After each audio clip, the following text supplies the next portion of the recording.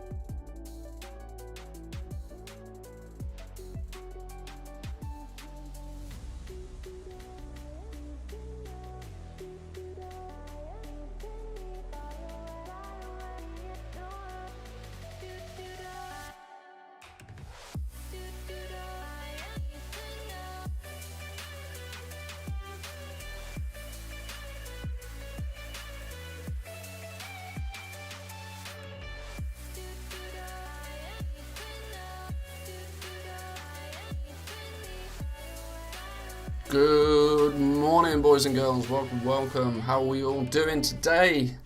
Coffee Club, big shout out to you. How are we all doing? It's Tuesday. It should be Shadowlands release day. Sad day. Let's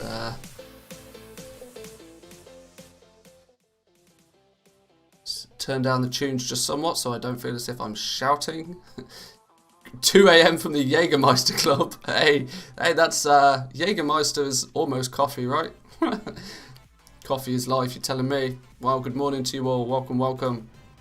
Gonna start off nice and easy this morning.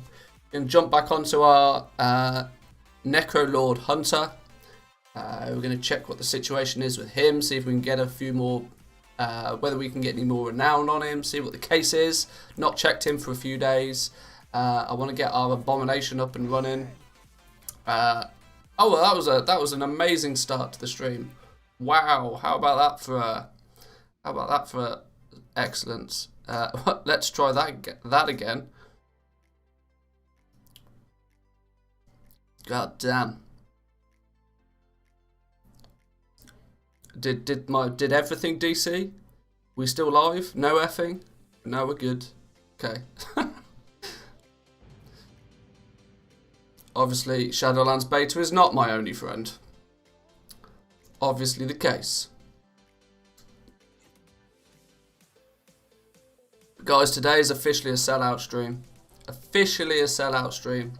So if at any point, wow, it may not even be a stream. If at any point I see the like ratio less than 50% of the concurrent viewers, I am quitting. No, I'm joking. I'm joking. I just have that weird sort of weird sense of we should be playing Shadowlands, and Blizzard is not allowed us to. Well, Blizzard isn't allowing us to play anything as it stands right now. There we go. The likes are going up. Good.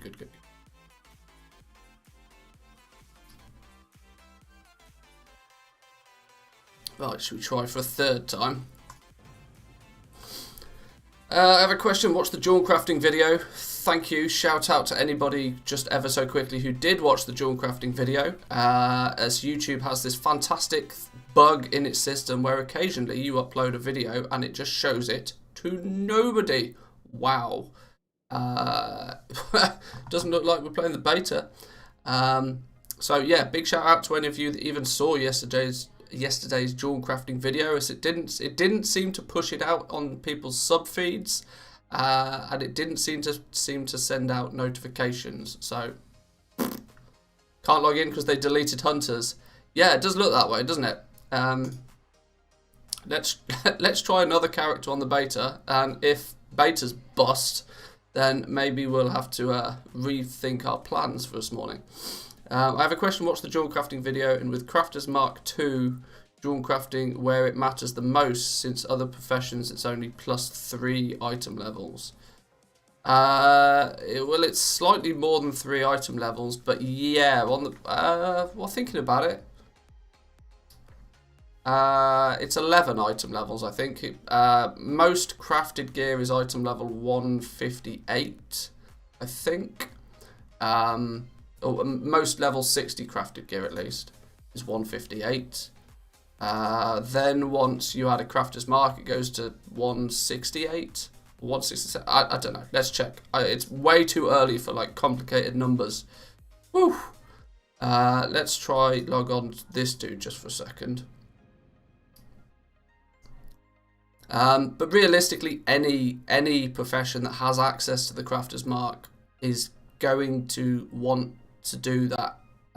You're going to have to do that farm over in Revendreth.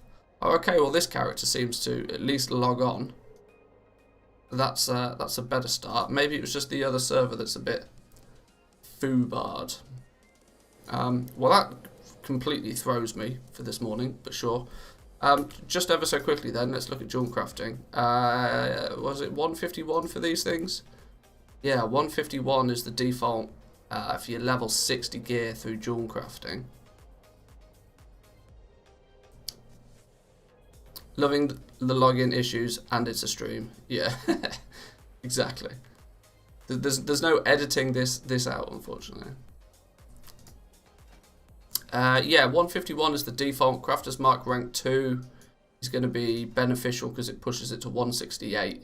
yeah, so it's quite a healthy item level bump. It's like, what is it, 17 item levels or something.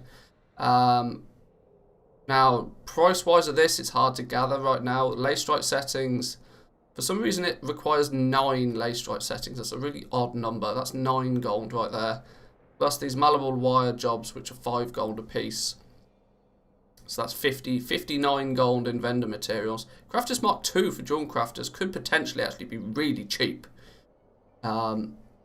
Really cheap, because with the initial burst of characters leveling Dawn Crafting for the base Legos, the base raw gems, Umbriel, Anger's Eyes and Oroblasts, are very likely to be stupidly cheap. Let's say 10 gold a piece, and that's being conservative. So 30, 60, 100 gold worth of materials there, 150, 159. A Crafter's Mark II on a Jewel Crafter, the way that it stands here, it could potentially be one of the cheapest ways to make a Crafter's Mark II. That's really odd.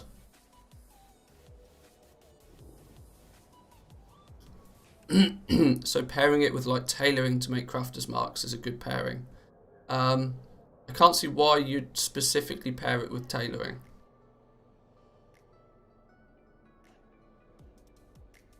Although it is worth noting that the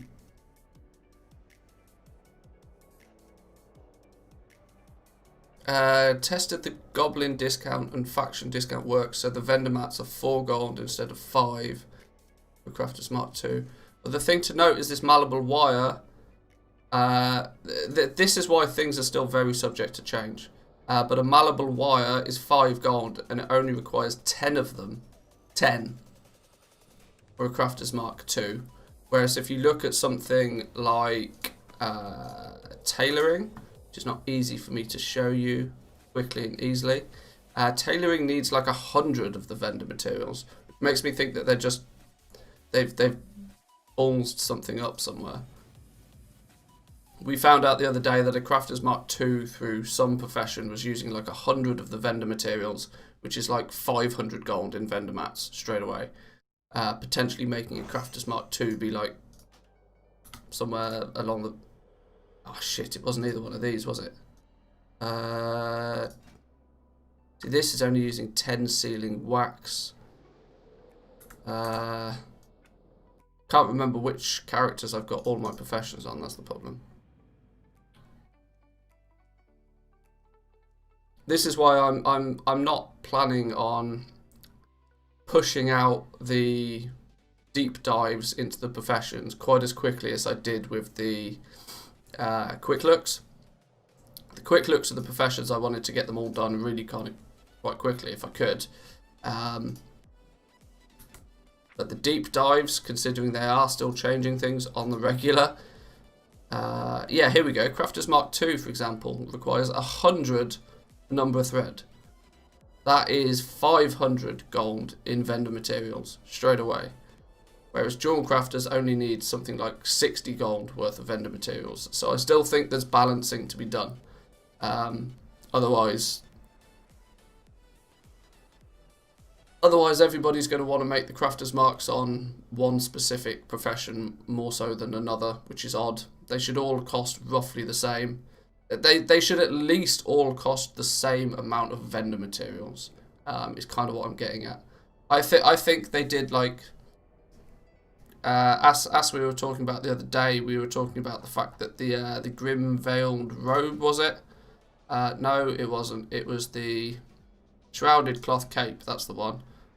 They slashed the amount of vendor materials needed for this, which makes this just like bonkers cheap. Creates a floor price of like 4 gold, 8 gold or something for Shrouded Cloth, which is mad. And for item level, I meant the crafted gear is 165, so Crafter's Mark in Dawn Crafting is the biggest jump. I don't think crafted gear is 165. No. I'm not sure I'm not sure quite where you've got this 165 item level from. considering it, at least currently on the beta. I can't believe I have to make this disclaimer every time, but things are subject to change. It's item level 151 is the level 60 crafted gear. So it's a 17 item level bump by adding a Crafter's Mark 2 to it. 165 is likely, it's quite possible that that's what Wowhead is saying. That's my only... It definitely feels like in this expansion more so than others, people are relying on Wowhead for their information, and Wowhead is really struggling to maintain its yeah, Wowhead is lying. Yeah, there we go. It's really difficult with so few people having access to the beta. I really don't know why Blizzard just doesn't push the beta out to more people, because there's no reason for them not to. But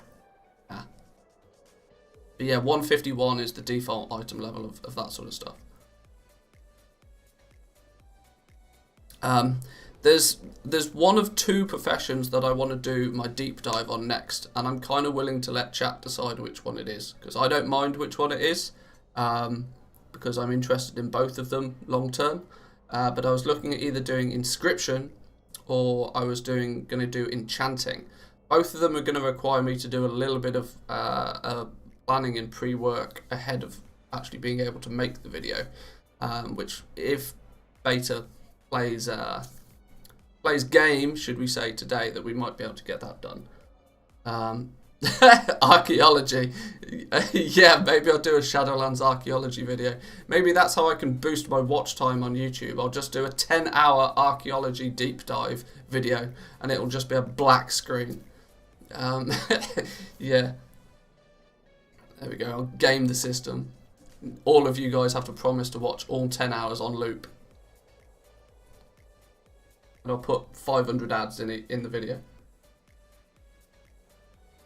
Inscription, please. I had a sneaky feeling that people might prioritize inscription.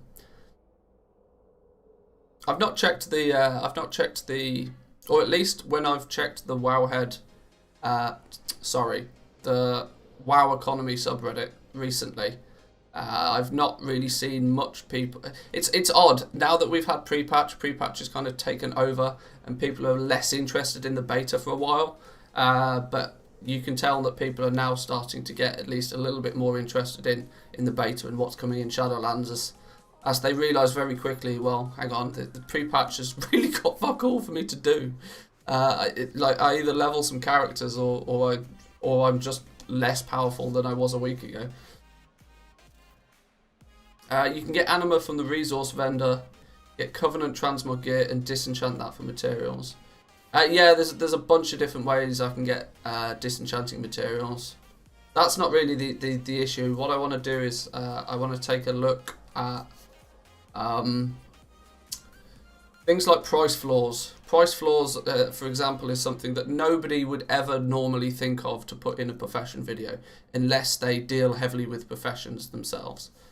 So, for example, what I mean by that is, like, we've got, if you were to go with tailoring and enchanting on a single character, say, for example, you would probably look at crafting, you would probably craft shrouded cloth capes, because they use the least amount of materials and are the cheapest ones to make, and you would craft these in mass to then be able to disenchant them.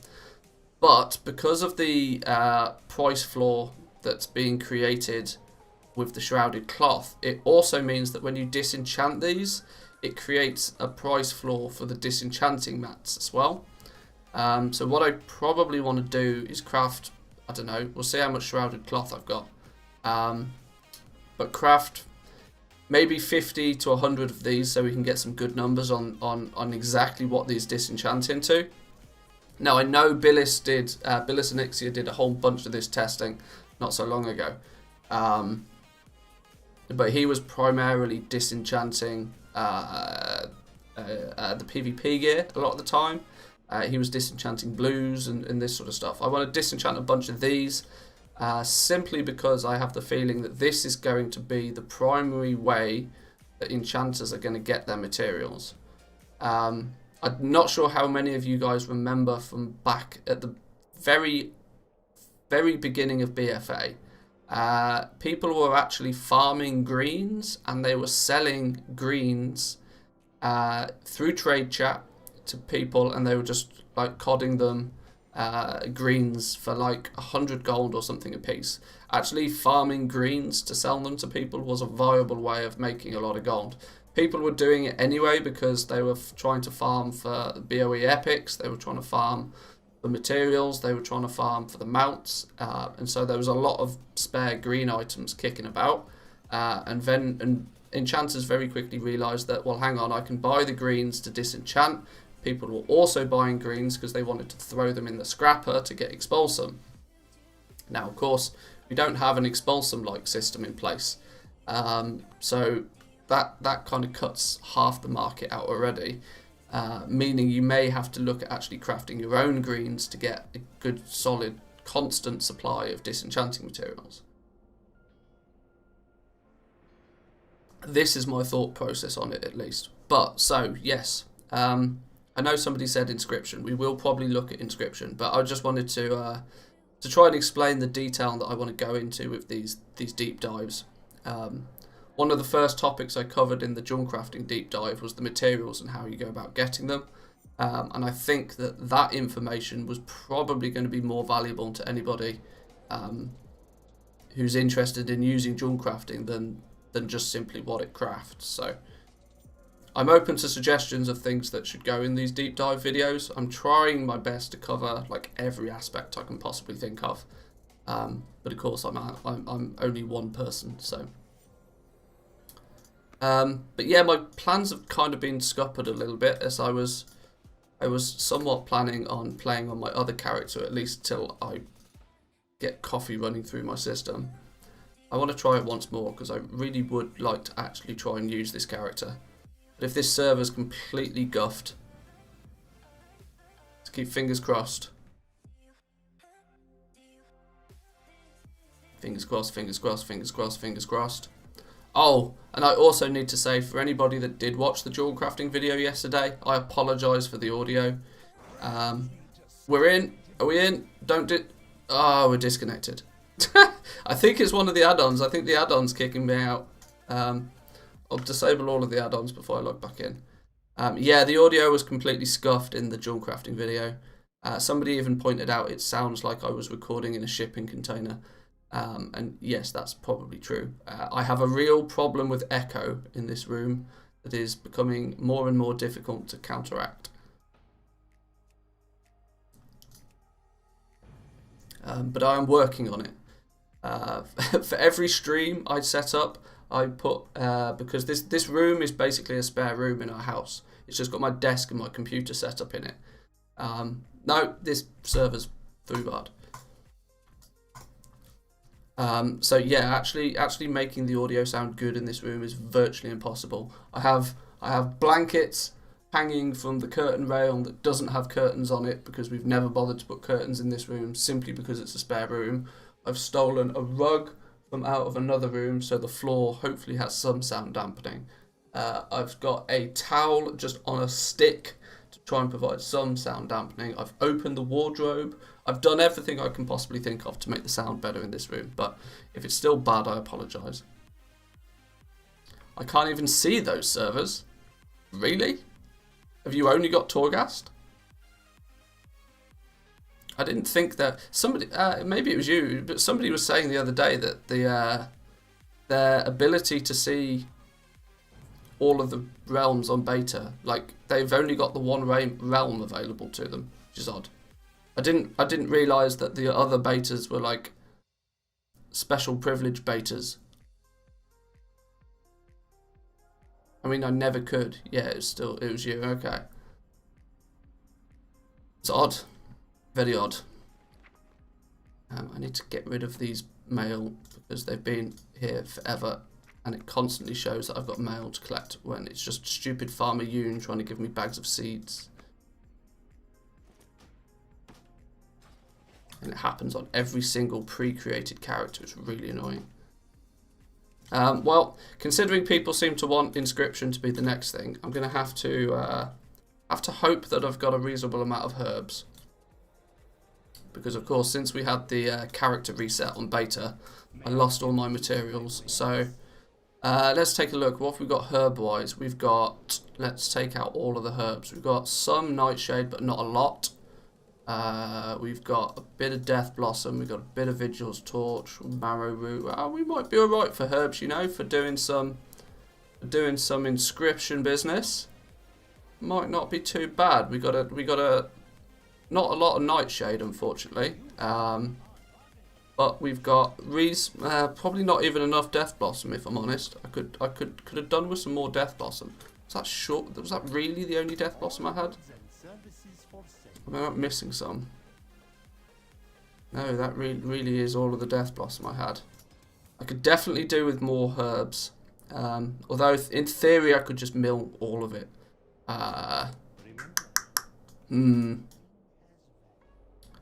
Well, if I'm going to do some milling to do some inscription, I should probably at least keep track of what I'm milling. Who's my scribe on this server? We'll level inscription quickly.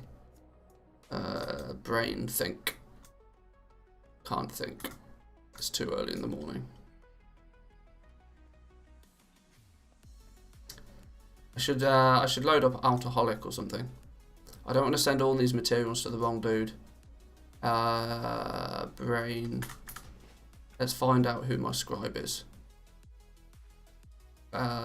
This dude was enchanting and jewel crafting, I think. Was it this dude? Was this dude alchemy and inscription? I think this was alchemy and inscription. I tried to make it so I could send all of the same materials to the same dude. Not have everything spread out too far. Add-ons constantly bust. Alchemy and inscription, yeah, this dude. So I'll send all my herbs over to him. Does he have any herbs in the first place? Apparently not. I should just put all of my characters in a guild, shouldn't I? That would make things a bit more easy rather than doing all this transferring business all the time. But it's a lot of effort to go to, knowing full well that Blizzard are likely to wipe all of the characters again. So, to that dude, one of those.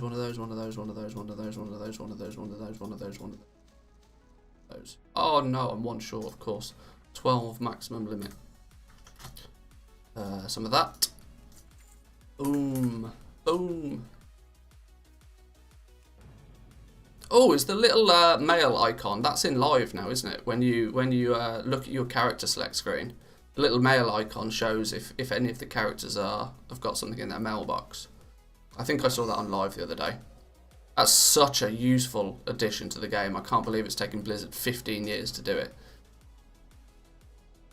It means you now no longer have to log into each and every one of your characters just to see if you've had any. Especially if you sell things on the auction house on multiple characters. Oh my days, it's so helpful to just quickly at a glance from your login screen see which characters you need to log into. It's one of those little quality of life features that you just genuinely don't think of until you've got it. But then when you've got it, it's just like, oh, it's genius. Right, so here's a bunch of herbs. Now, I arguably don't want to mill everything because I'm going to need some of them for inscription as well, which is going to be a bit annoying, but this dude's decked out. We can sell all of the trash we don't need. Let's jump on a vendor mount. Oh, pre-made characters. I don't have vendor mount. Or do I? No, pre-made characters don't have vendor mount. Need to find a vendor.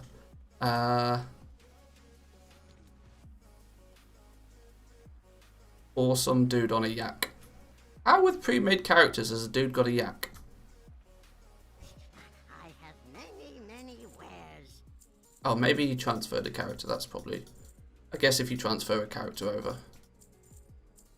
I guess that makes sense. Well, what is all of this jazz? Let's get rid of these. We don't need any of these. I appear to have actually done some leveling on this account, which is odd. Import account data, you get all the mounts. Oh, alright, sure. I'd never even thought about that.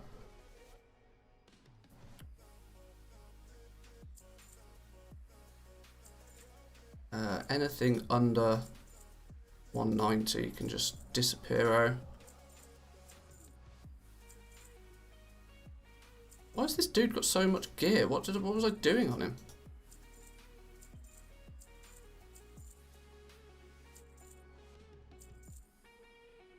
For your very first character in Shadowlands, are you going to go double gatherer while you level? No.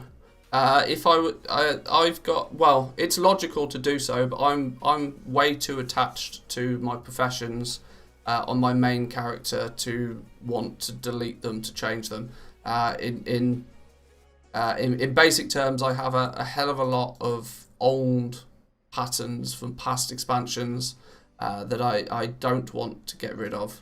So, although it is sensible to do that, yes, if you're not attached to your professions, but I'm way too heavily invested in my old professions. Like, I've had jewel crafting on my main character for probably 10 years. I'm really not in the position to get rid of it.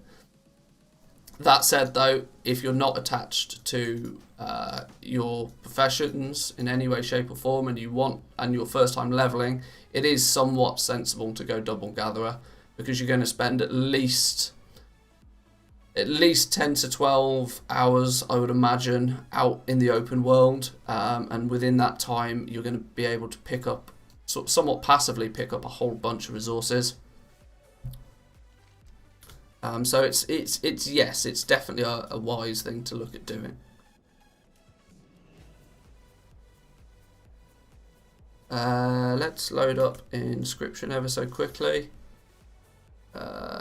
We need to level this up really if we're going to be able to do a proper deep dive on it, don't we? Hopefully we've got enough herbs. We're going to do a little bit of milling. I'm going to mill by hand rather than using mass mill, just so we can get some more accurate numbers.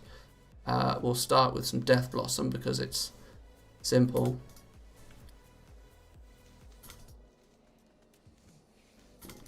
I can add this to our cheat sheet to see if we get similar numbers. Not enchanting and a gathering. Not really. The value that you will obtain by literally being able to pick up every single herb and ore node that you see will probably outvalue a handful of soulbound leveling gear that you'll want to disenchant. Bearing in mind as well that the majority of your gear that you would want to disenchant is likely going to be the gear that you bring from BFA. So it's unlikely to disenchant then into the new materials. I would heavily suggest, if you're going to take a gathering profession, take them both. Taking one or the other is kind of 50% efficient. If you're going to take enchanting, then you might as well go the whole hog and take a second crafting profession. Something that you can actually, tailoring for example, because you'll pick up cloth, you'll be able to create some items with the cloth to then disenchant for enchanting. That would be my take on it.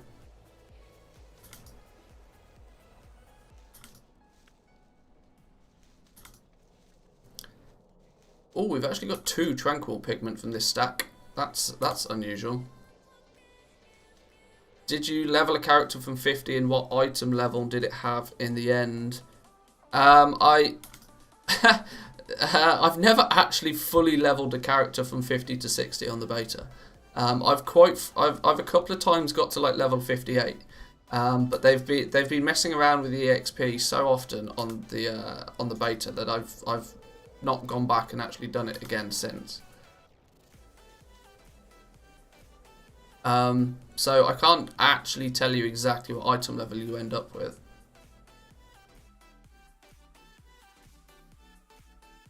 Where's my Shadowlands cheat sheet? Shadowlands cheat sheet milling. Here we go. So we need to jot down some numbers for this. We milled an entire stack of Death Blossom. That was another 200 herbs. Umbral pigment, we got 26. Luminous pigment, we got 28. And Tranquil Pigment, we got 3. There we go.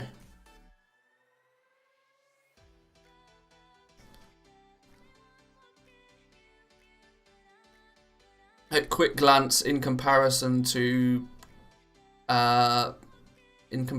milling 200 Death Blossom on previous occasions, it seems to be similar results, leaving me to believe that nothing has changed on the back end, which is good. That's kind of what I wanted to see. I haven't got enough Nightshade to. Have I got a stack? Have I got a stack of each of the zone herbs? Marrow Root, Rising Glory, Widow Bloom. What's the other one? Oh, Vigil's Torch. Yes, I have got a stack of each of those. That's cool. I fully leveled 1 on the beta before the said EXP rework and ended up at 58 and had to do dungeons to 60. Yeah, I was in the same boat. I hit 58, needed about 1 million experience and was like, fuck this. And just called it a day. I'm not grinding my ass off to get 2 levels when I can literally in 3 minutes make a pre-made level 60 character. I just wasn't going to do it. My pre-made 50 Warlock started at eye level 75. At 60 I was 136. No dungeons, just quest rewards. Oh, that's good to know. Yeah, 136 sounds about right. When you pre-make a character on the beta right now, a level 61 at least, I think you have a 131 item level. So I guess that's kind of the ballpark that they're looking to hit. With, yeah, they're trying to get somewhere in that sort of range, I think.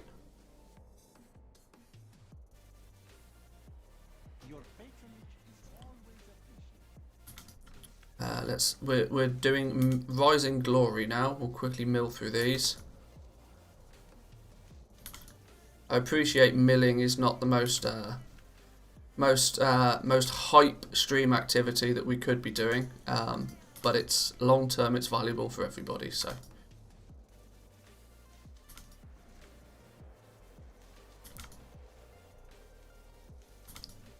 I don't know if you guys have noticed, I'm slowly getting more into, I'm undecided exactly how I want to structure my streams. Considering we're in this kind of limbo mode between, well, we're in pre-patch, aren't we? That's about as limbo as it gets. I want my streams to be shorter, but more of like a show. Simply condensed everything, somewhat planned, with a regime with each one. Maybe my streams only being sort of 2 hours long, so that it falls in the category of entertaining long form content, more like a podcast kind of thing. Whereas obviously at the moment that's the structure I would like for the stream. Obviously at the moment, we're doing a lot of testing. We're on beta. It sort of lends itself more to a more chill, more relaxed, often longer live streams. But on the flip side of that, it doesn't really hold people's attention in any way, which is totally understandable. I've even had a few people say that they use my stream just as some nice background audio whilst they work or study or whatever. Which obviously both options I'm fine with. It's just I'm equally thinking about how to structure it for the purpose of the channel.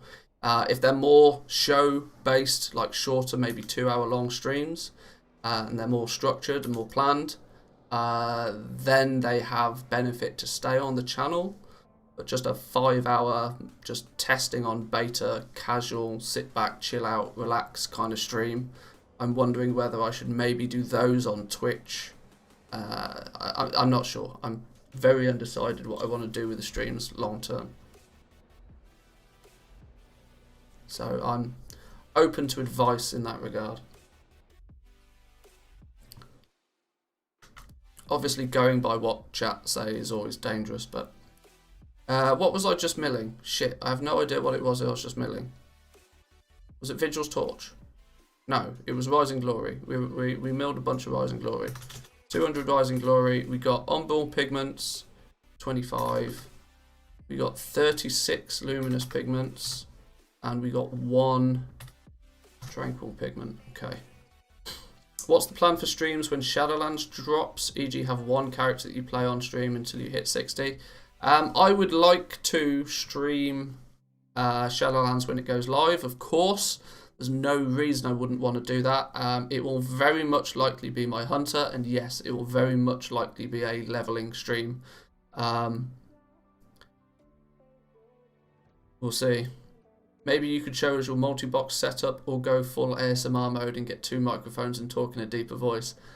I could get really close to the microphone like this, but I don't have a voice for that. It just sounds weird. My going ham with my multi-box setup is currently more of a hardware limitation than it is a desire limitation. I would, of course, yes, like to introduce you guys to the world of multi-boxing in a fashion that is less egregious to people. Standing in one spot, farming for 8 hours to gather an entire bag worth of materials is not really the thing I like to do with multi-boxing. I prefer the aspect of being able to literally play 8 characters at once. That's what I find fun when it comes to multi-boxing. AFKing in one spot and just farming for hours on end to just basically grind gold for no apparent reason is not really the way I enjoy multi-boxing. Which means for me, multi-boxing is a huge expense because I don't actually make all that much gold with my multi-boxers. I like to I like the challenge of like going out and doing world quests on 8 characters at the same time. That sort of thing. I used multi-boxing for the purpose of things like running islands. I would 3-box islands. That was always fun. Meant that I was able to get a couple of the mounts and the pets really easily. I was able to solo the mythic ones. That sort of stuff for me was fun. Less so this standing just grinding gold business. Because, well, as you guys know, I'm not a big fan of farming in the first place. Good morning, good morning. Welcome to you. Welcome. I apologise if I can't pronounce your name, but if I tried, I would probably butcher it. So I'll just say good morning. You know who you are. What's the plan? We've done that one. For crafting tombs, I can recommend that if you have the gold, max the profession before getting into Torghast. Saves time getting the base legendary patterns and then having to go back again. Although I entirely agree with that. The amount of time you're going to spend in Torghast early game is a lot. You are going to spend a lot of time in Torghast because you need to level up each of your Torghast wings. There are 8 different Torghast wings, and within each of those, you have to complete level 1 of Torghast to unlock level 2. You have to complete level 2 to unlock level 3. So you're going to have to run Torghast at least 8 times on any single character before you get to the point where you can just go in, quickly do a Torghast, and then you're done for the week. It's kind of like how Visions were, but in reverse. Visions, you ended up having to do, you had to spend more time in Visions because you got more powerful and were doing more of the vision.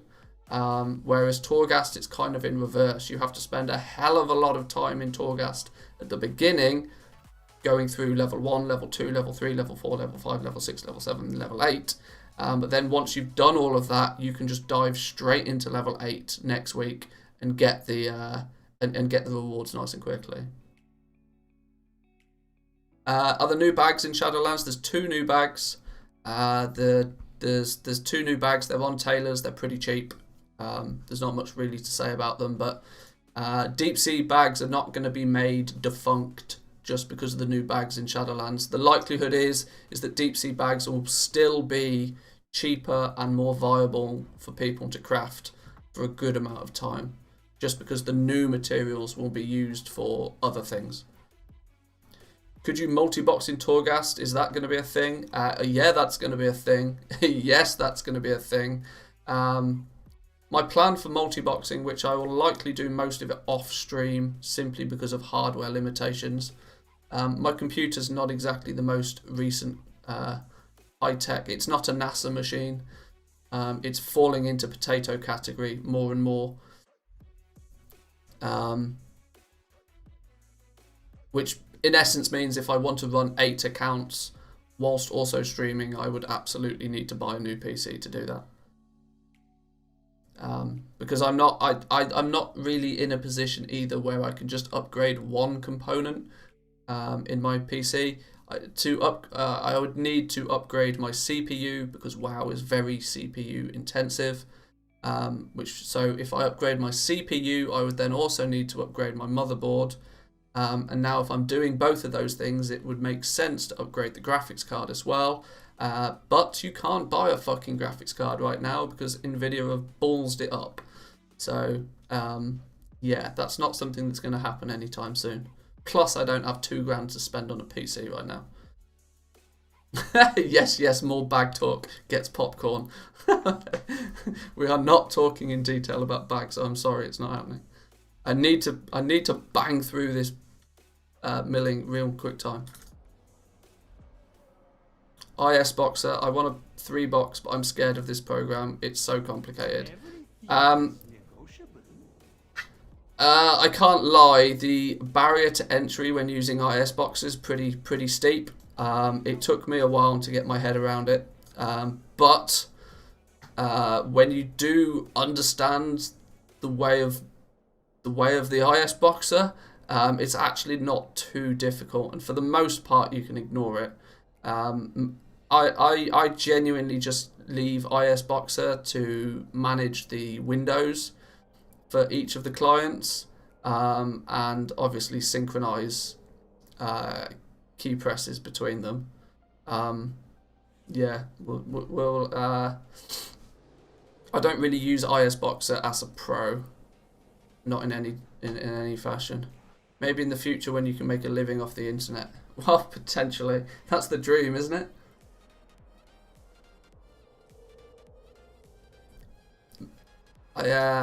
I'm fully aware that making a living off the internet is considerably more difficult than a lot of people make it out to be. Especially streaming. Like, streaming is literally the worst, easily the worst possible way you can make money on the internet. Unless you've got massive boobs.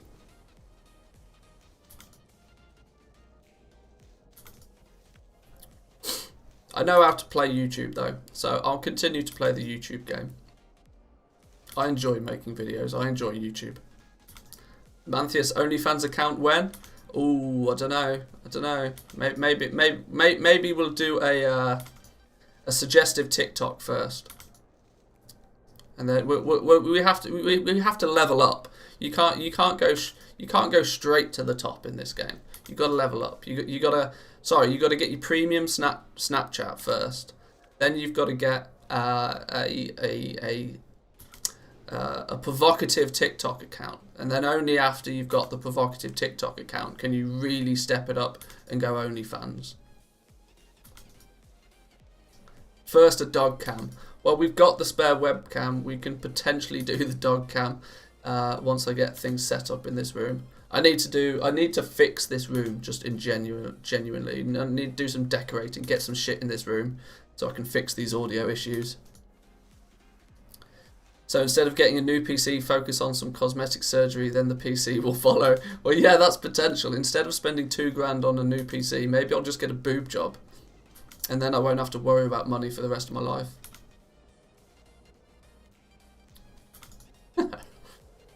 It's sad, but it's true.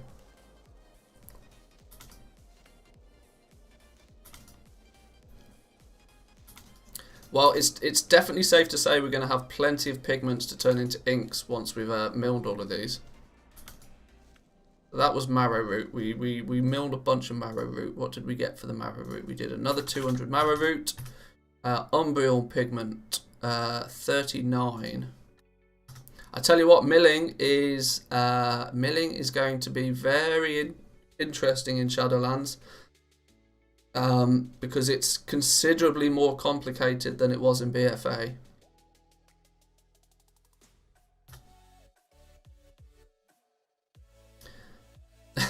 Rename the channel to Manthieus. Yeah, maybe. I'll just put a wig on. Maybe I'll do. Maybe it'll. I'll turn it into some Doctor Disrespect, but I don't know, female version.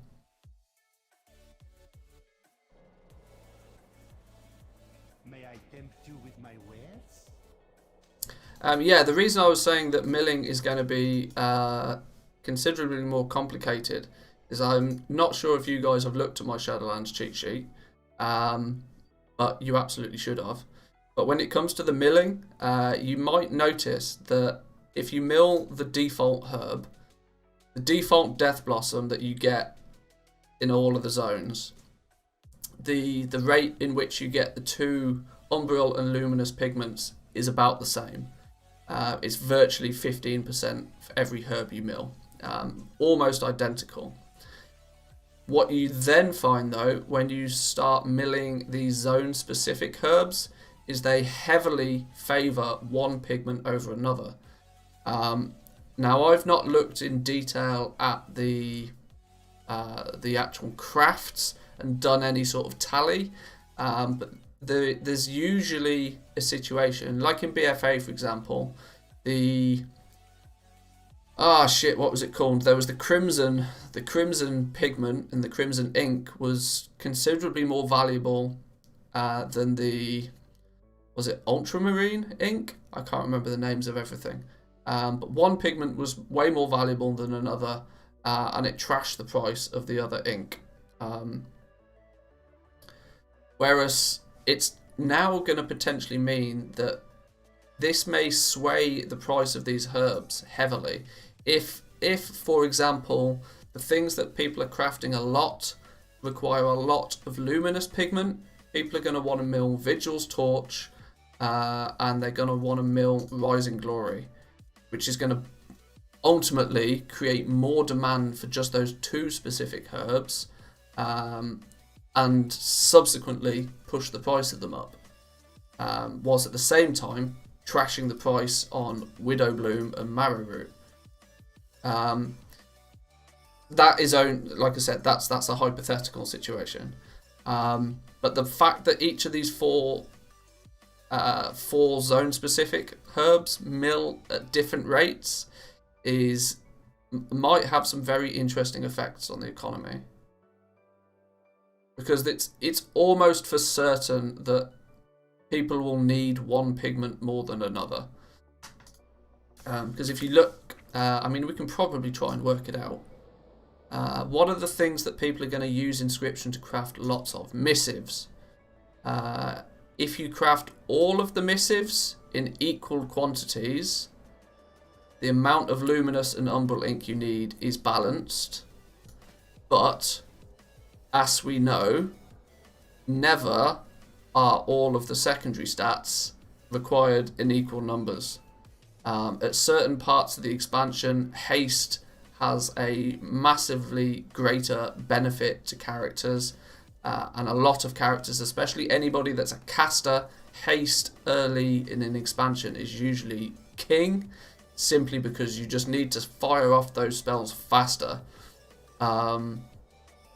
which would then maybe, if the Missive of Haste is a top seller, you're then going to use a lot more luminous ink than you are umbral ink.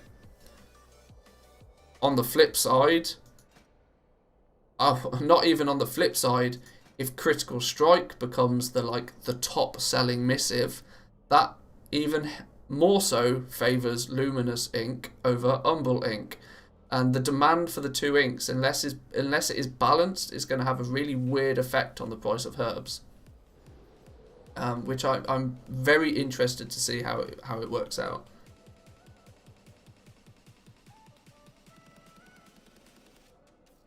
What else do we think is going to be key? Tomb of the Still Mind. My question is, are the tomes from BFA still going to be usable? These say require level 51. I wonder if the Olm tombs are going to be maxed cannot be used above level 50, for example. If that's the case, it's going to create a big demand for these. People always want a stack of these so they can just change their talents whenever they need to. But these are an equal balance of inks. That's cool. What's this writ of lockpick? Nobody gives a shit about lockpicks. I still have my 5 tomes from the Legion intro. Okay, well maybe not everybody uses them then. Codexes are equal amounts of inks as well. So if either one of these is useful to people, that at least means there's a balance here on demand. Contracts, what are contracts saying? Contracts are also balanced, okay. Contracts use the same amounts of them. Dark Moon cards, I think, use the same amount of them. Okay, so it appears as if it's really only going to be the missives that are going to sway the balance in one direction more so than the other. Vantus runes are balanced. Ha! Okay. Oh, okay. The 2 different staffs. One's Agi, one's Intellect, right? Okay. I don't think these are really going to be hot sellers for anybody. I don't think people are going to craft these en masse.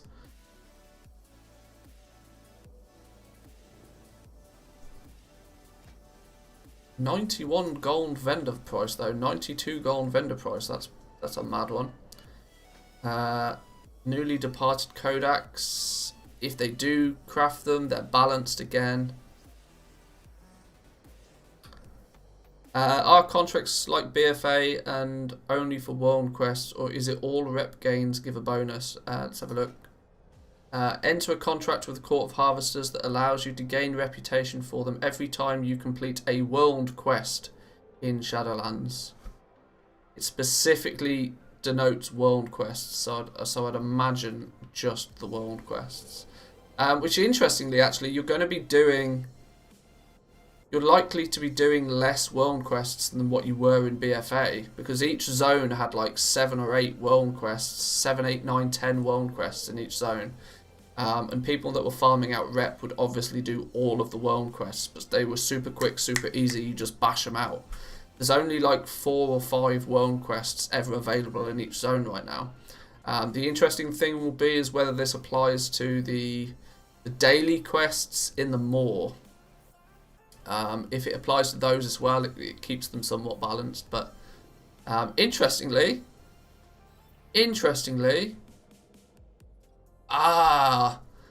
okay, no, that's fine. I was about to point out the fact that it only required friendly now for the contracts, but it doesn't. That's to use the contract. You have to at least be friendly with that faction to use the contract. You've still got to be revered with them before you can buy the plan to craft it.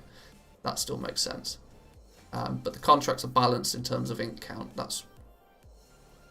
So it's actually, looking at it, the only thing that is going to sway the balance of inks is going to be the missives. And I still believe that the missives need changing. I still believe the missives are too expensive. I think they need this tranquil ink to be removed. Because the way that things are now, people aren't going to use the missives for anything but crafting the base legendary items.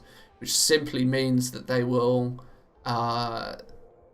the demand for these is going to be virtually non-existent, especially since when people level inscription, you need to craft these during the leveling process, meaning that people are going to craft them regardless of whether they're valuable and then have them and try and sell them. There might actually be a bigger supply of missives than there is a demand, and added to the fact that they're arguably too expensive for most crafters to use, means that these might be dead on arrival if they stay at this price. Trinket's going to be attractive, even though it has a 3-minute cooldown. Yes, I very much think the Dark Moon cards are still going to have their place, simply on the basis that they're item level 200. They're just going to be item level sticks. There's virtually no reason that anybody is going to want to go into the first raid without a Dark Moon trinket.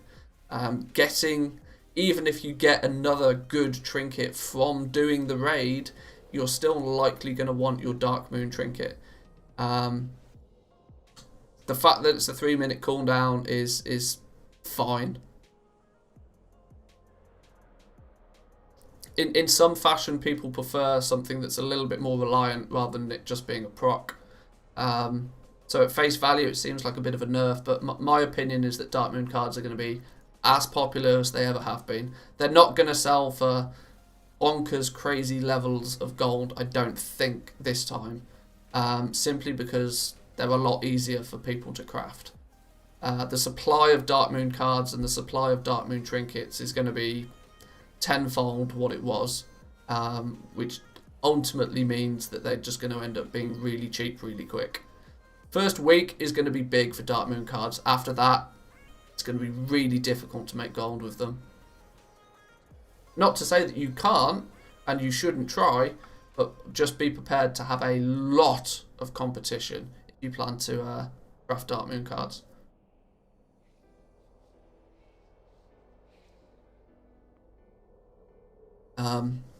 We'll probably end up crafting some more Dark Moon cards on the beta just to see if they've changed anything with them. What I really want to try and keep track of is the proc chance of the blank cards. I had it so that the blank cards were dropping roughly one every 4 times I crafted one in the past. I'll have to revert back to my old Dark Moon card crafting video on YouTube to take a look at exactly how it was a month or 2 ago. But the main reason that scribes are going to want a lot of Tranquil Ink is going to be because of the Dark Moon cards. I think I will skip Inscription, just going to get gold for materials. Inscription is going to be one that you're going to have to go very hard, very quickly. There's a very small window of opportunity, I think, for Inscription this expansion. People were hyping missives as, oh, I'm going to make millions of gold off missives. You're not going to make millions of gold off missives if crafters don't want to use them because they're too expensive.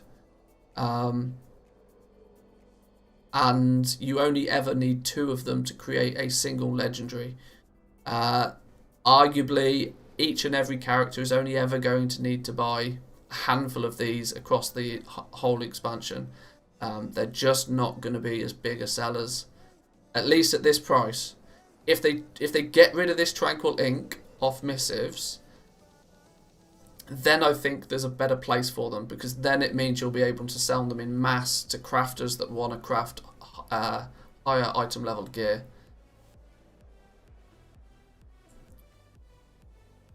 Yeah, I don't get the missive hype that it's a limited market.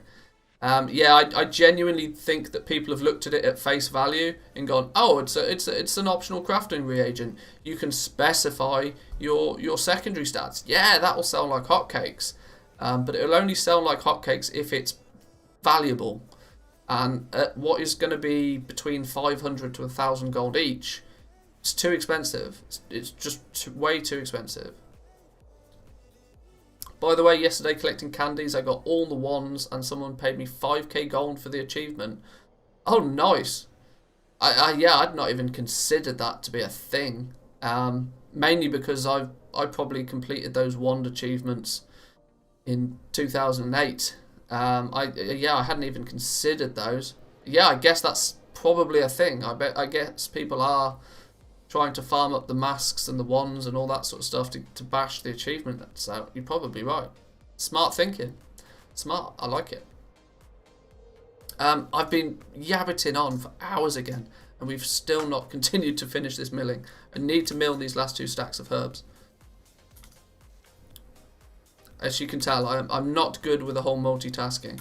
I start talking about something and then entirely forget what I'm doing.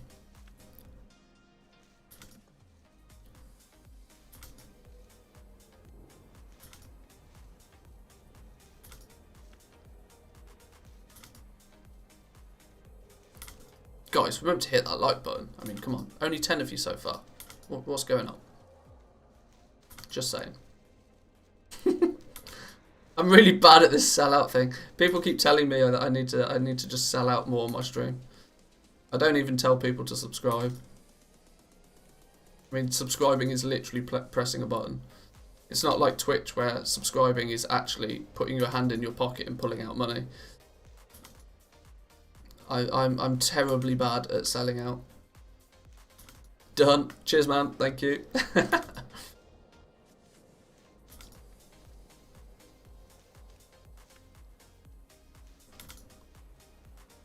Or should I rephrase it as not selling out, providing a clear call to action is the marketing lingo that is genuinely what it should be. Sub on YouTube equals a follow on Twitch. Yeah, exactly. Yeah, same difference. Now, of course, you can become part of the Morning Coffee Club, pay for my coffee every morning by joining the channel. That is the equivalent of subbing on Twitch. That is entirely possible.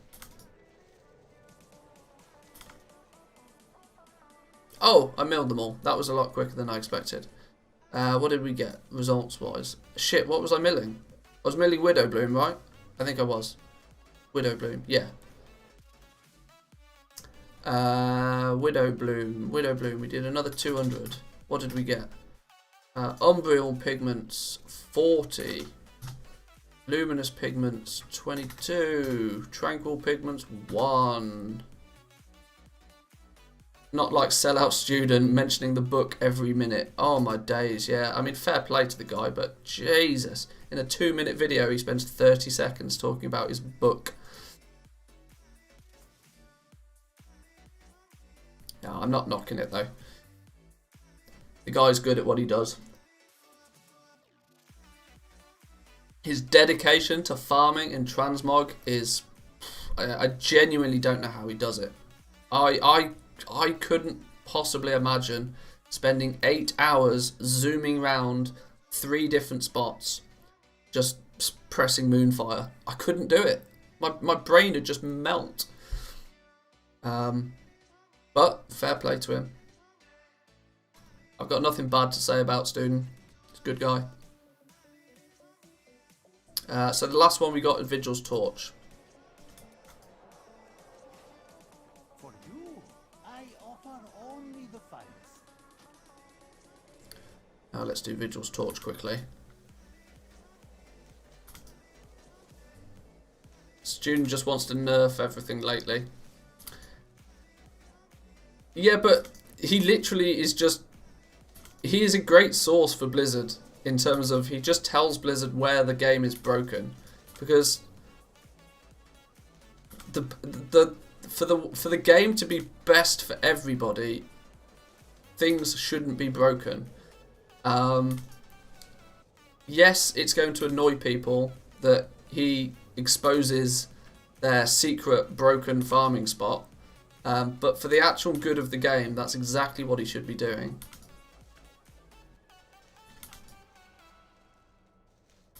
This has always been something that I've thought of. I like, with my channel focusing primarily on gold making. It's one of those things that it's like telling somebody a secret. That person then doesn't want to tell anybody else the secret, because once more people know a secret, it's less valuable. PTP wins. Thanks for subbing. Welcome, welcome. Yeah, and which then makes creating YouTube videos of things of that nature. People naturally don't want to share the videos. They don't want to comment on the videos. They don't want to like the videos. They'll quite comfortably subscribe to the channel, but they're not very willing to share it just by the nature of the content of the video. But this is my marketing brain kicking in more than it is anything else. It's an odd one.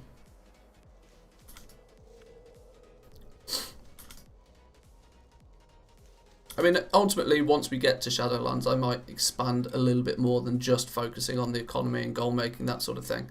But quite simply, it's what I enjoy doing. So we didn't get any Tranquil Pigment. Scams. We got absolutely scamazzed. I don't know what I was milling though. I imagine it was Vigil's Torch, because that's the only one that's not even. Umbreal Pigment 18. Luminous Pigment 42. Tranquil Pigment 0. So yeah, you can kind of see by these results that like if you want the Tranquil Pigment for Dark Moon cards, you are not going to mill the regular herbs. You are going to mill Tranquil. You're going to mill Nightshade. Nightshade is going to be bonkers, crazy, expensive. And I don't know how I can emphasize this to people. To give you an example, at the beginning of BFA, I remember spending, I think it was somewhere around 150, maybe even close to 200 gold for a single viridescent ink, which was the rare ink that you needed for creating Dark Moon cards. And a Dark Moon card required, I think you needed 10 of them to begin with. So considering the fact, obviously there was the fact you needed the Expulsum as well, which meant you had to do some shuffling as well, which made just the production of Dark Moon cards in BFA a bit slower. But the way that it stands in Shadowlands right now, with the cost of with the cost of Dark Moon cards, you are going to in essence need 3 Nightshade to make a single Dark Moon card. 3 Nightshade. If you look at the Dark Moon cards, where are they? I missed them. Yeah, one Tranquil Pigment, which is in essence the equivalent of 3 Nightshade. That's the number you need to remember. That a Tranquil ink is 3 Nightshade. That alone is going to mean that Nightshade is going to go for crazy amounts of gold, because it's also the only reliable way for scribes to get Tranquil ink.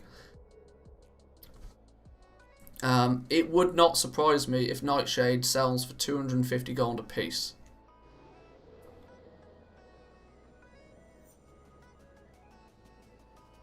Which, considering we're in a situation where Anchorweed is selling for less than 10 gold a piece right now on live, that is a huge increase in cost to a lot of people.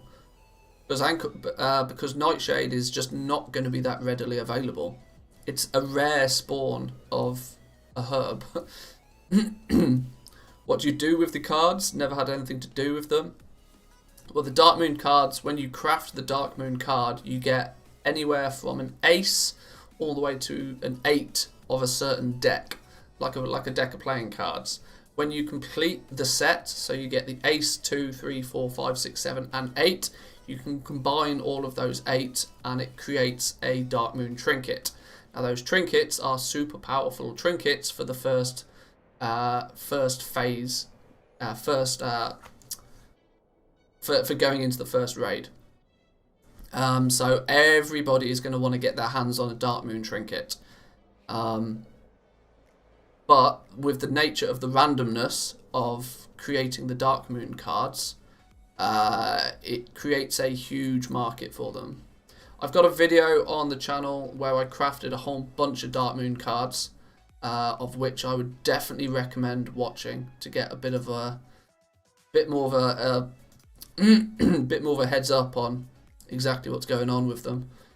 See if I can find it. I'll link it to you. Where was it? Yeah, I think I stupidly called it something like World's First Dark Moon Deck or something. Yeah, there we go.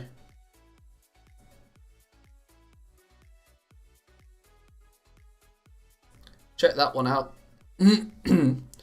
That will give you a bit more of a heads up of exactly what's going on with Dark Moon cards. Aren't they a bit meh? Are you sure they're going to sell as well as other expansions? Yes. Yes. Even if they're not BIS, simply the fact that they're high item level trinkets is going to mean, and the fact that you have 2 trinket slots, it's very much going to mean that people are likely to want to go into the first raid with as higher item level as possible, especially when you consider the casual player base of World of Warcraft is the majority of the player base of World of Warcraft. The people that go out of their way to be in a structured guild is only a minute percentage. The casual player base, they thrive off item level. And Darkmoon decks and the Darkmoon trinkets are going to be stat sticks, if nothing else. Having a high item level trinket is going to give you a much better chance of being selected for that Pug Mythic Plus that you're trying to get into, that Pug Raid that you're trying to get into. You got to remember, the majority of the market is the casual player base. That is the huge art of the game. Even if the top end raiders are saying that the Darkmoon trinkets are only so, I bet you your life that they're all going to at least buy one of them, because it's going to be the strongest trinket they can get their hands on before they go into the raid. And even if it's not the strongest, even if it's the second strongest, you still have 2 trinket slots. One of them is going to be filled with a Darkmoon trinket. They could be completely meh and people would still buy them just because of the high item level. Morning, Woo. Good to see you, my man. Welcome, welcome. I've never been able to let go of engineering on my rogue and wish there was more mounts to make in Shadowlands or something. Well, engineering has, I think it's already like 8 mounts, I think. It's actually the profession that can craft more mounts than any other in the game. So not letting go of engineering is perfectly fine. You're just going to obviously have to focus more so, even more so, on the past expansion mounts.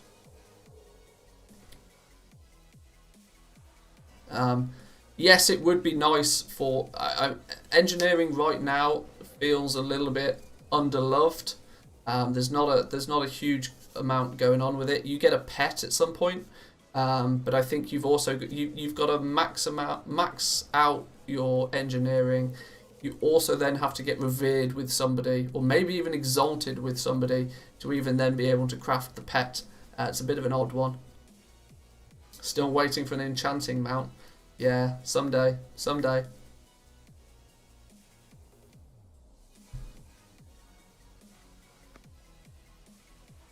Everything is negotiable. Right, do you think we've got ourselves enough pigments now? Merc, welcome to the coffee club. Boom! Big shout out. Morning Coffee Elite. What a don. What an absolute don. Welcome, my man. Thank you very much. Very much appreciate it. Oh, my Stream Elements bot is still bust. It says you become a sponsor. I need to fix that bot. It's stupid. Ignore the Stream Elements bot. Is a knob. Big shout out to Merc. Thank you, my man. Much appreciative. Much appreciative? That's not English. That's not English at all. But I think we now have enough tranquil pigments, enough luminous pigments, and enough umbral pigments to make a lot of inks. That should be enough, I hope, to level inscription. Let's take a bit of a gander at what we're going to need to do. We're going to need a bunch of waters. We're going to need a bunch of rune etched vials. There we go. Woo's even got the emotes on the go. The coffee emote is there.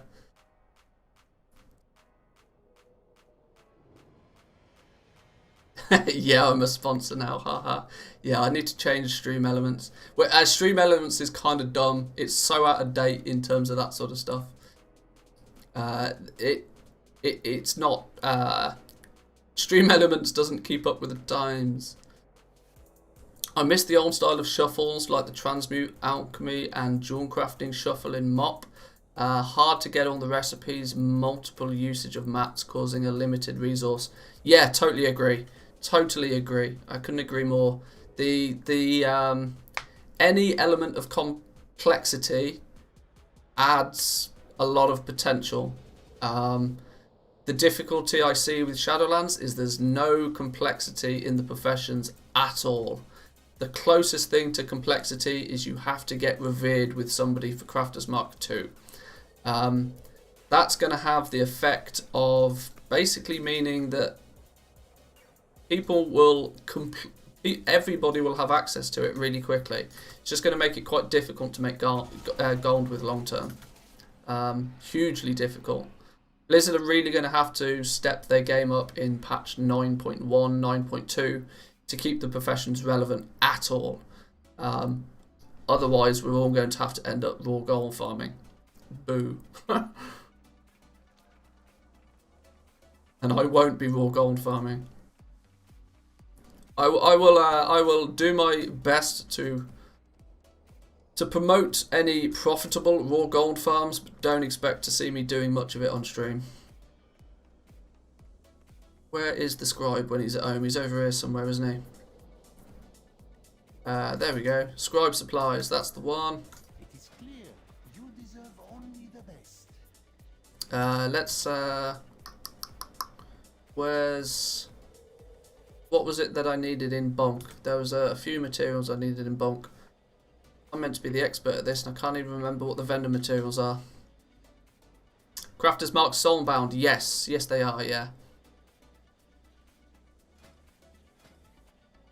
Maybe I should put that on my bars somewhere. There we go. We're gonna press that button a lot.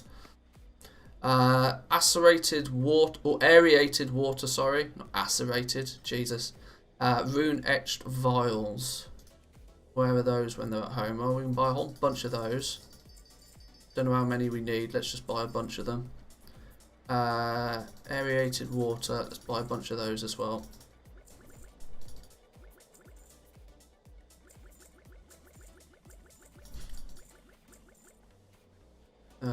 There's 210, 220, 230, 240, 260. Let's get to 300 of these as well.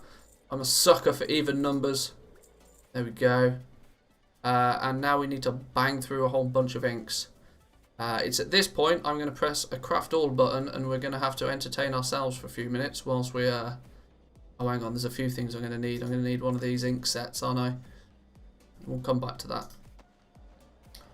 Right, we're going to bang through a few inks. We need to get these inks crafted.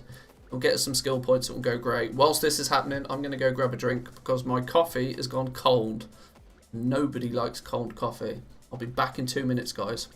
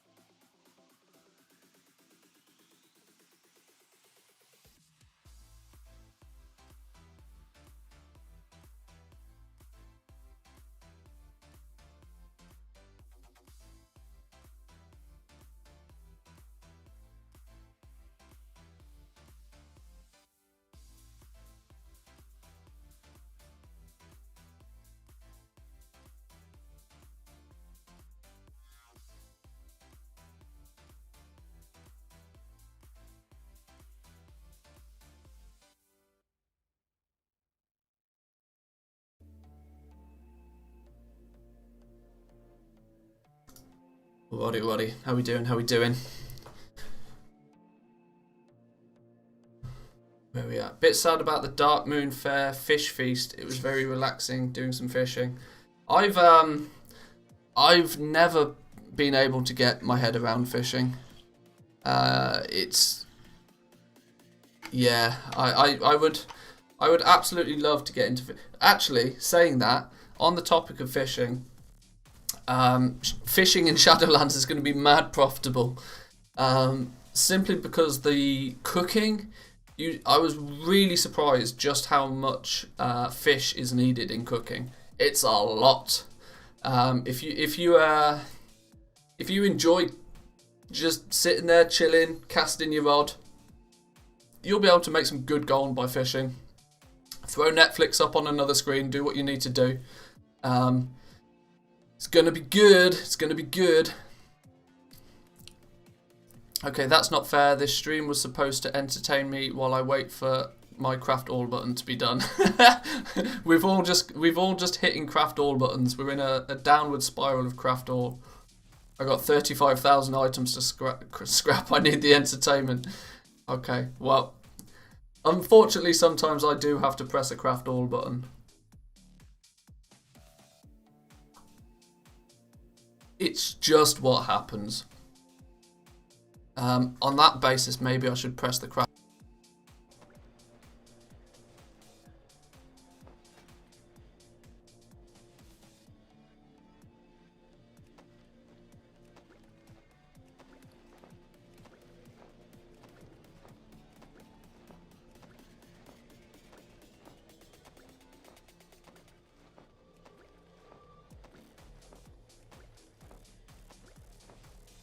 Well, what do you know? Pro streamer here.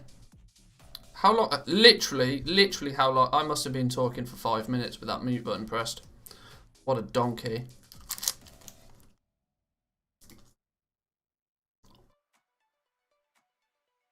I genuinely do that at least once every stream.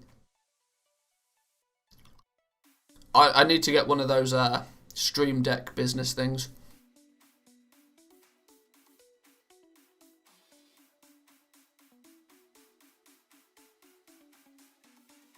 That probably means you missed my my tips about fishing.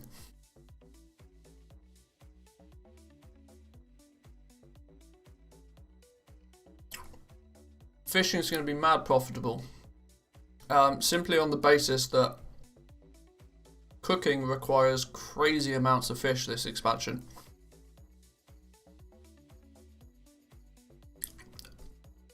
Oh, you did hear the fish tips? Then how the hell did I press the mute button? When you said you hit the craft button, you muted. How the hell did I do that? That's odd. Huh. Alright, fine. Now I'm really confused. Alright, we've run out of our waters. And we've run out of our rune-etched vials. Create some more. Go. I reckon Blizzard will nerf the materials needed when people cry about it on the forums. I don't think so. I think cooking is pretty much set for what it is. I really don't think they're going to make too many changes to it. It's not, the thing is it's not a ridiculous amount of materials. It's just more than most people will be comfortable with because most people don't enjoy fishing. Plus the fact that you have to go, like the meat for example is you kind of passively gain some of the meat just by like questing, world questing, all that sort of stuff. So gaining the meat for cooking is generally not too much of an issue, but you have to actively go out of your way to do fishing to catch any fish whatsoever, which means that when it's almost a 50-50 balance between meat and fish right now, it may slightly annoy a few people, but just, you know, get your rod out. whack on some bait. Chill out with some Netflix, you know? As long as Nomi keeps... well, yeah, true. Yeah, we don't want to go back to Mr. Pandeo with all the Nomi tokens. Oh boy, that was annoying. Having to craft, like, everything 5 times in little stages. Oh, it drove me nuts.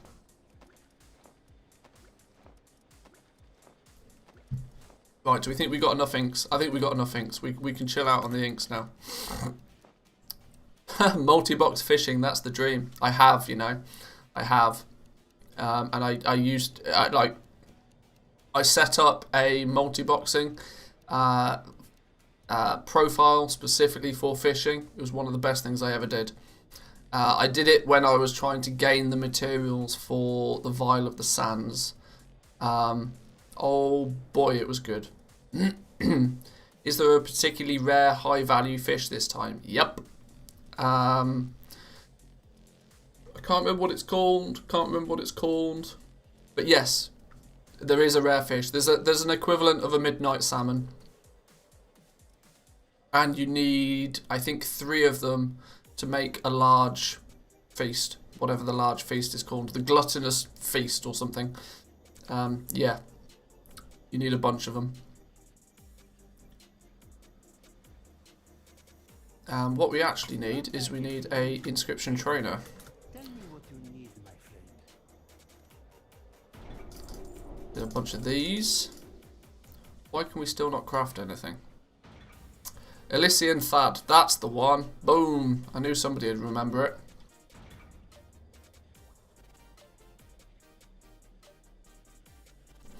Literally made a Netflix and chill how-to in that sentence. Yeah. I wish there was salvage like in Classic to get cloth and potions from fishing. Ah, yeah, I'd forgot about that sort of stuff. You could get the sort of the loot boxes, couldn't you? See, that would require some actual some creative thought to go into professions. That's the problem. I get the feeling the professions. I mean, this is not. Well, I suppose it is throwing shade, if I'm honest. I don't particularly wish to throw shade at any one specific developer at Blizzard, but whoever's designed or is in charge of the professions is obviously a numbers guy rather than a creative guy. And to be fair, he's not even that great at the numbers. Or they're not even that great at the numbers. We need to make some of these tomes, which means we need dark parchment. Okay. We're not getting anywhere very fast today, are we?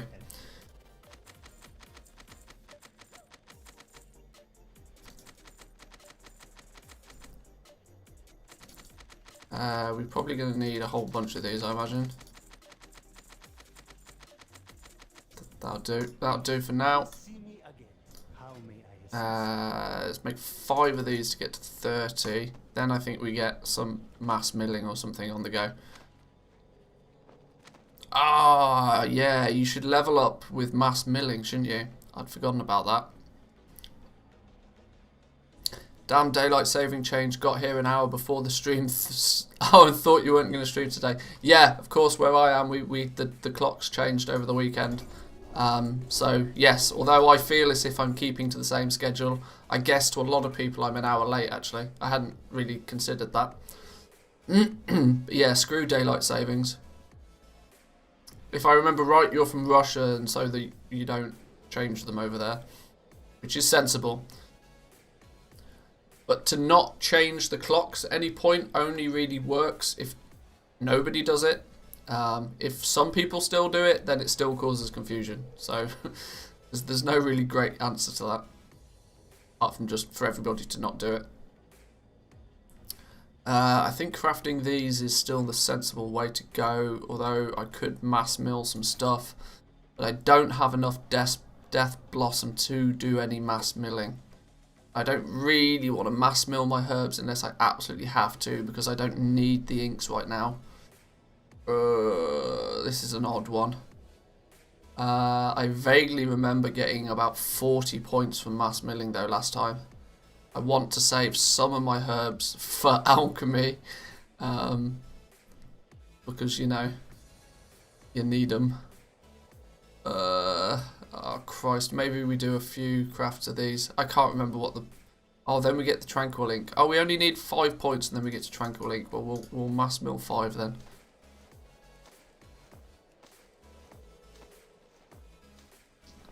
There we go. Tranquil Ink. Now we can press a create all button again. Boom! Craft all. Let's go. Feels like they're focusing on the prime aspect of the professions. This is the best you can craft, so we'll make a small system about it. I just genuinely don't. I genuinely don't feel that there's much of much thought has gone into the professions at all. Oh, now I remember. Tranquil Ink goes all the way up to like 85, 90 or something. This is ridiculous now. This is basically the easiest leveling that's ever been made. Not to be a crystal ball or anything, but I feel a conservatory grind in your future. Yep.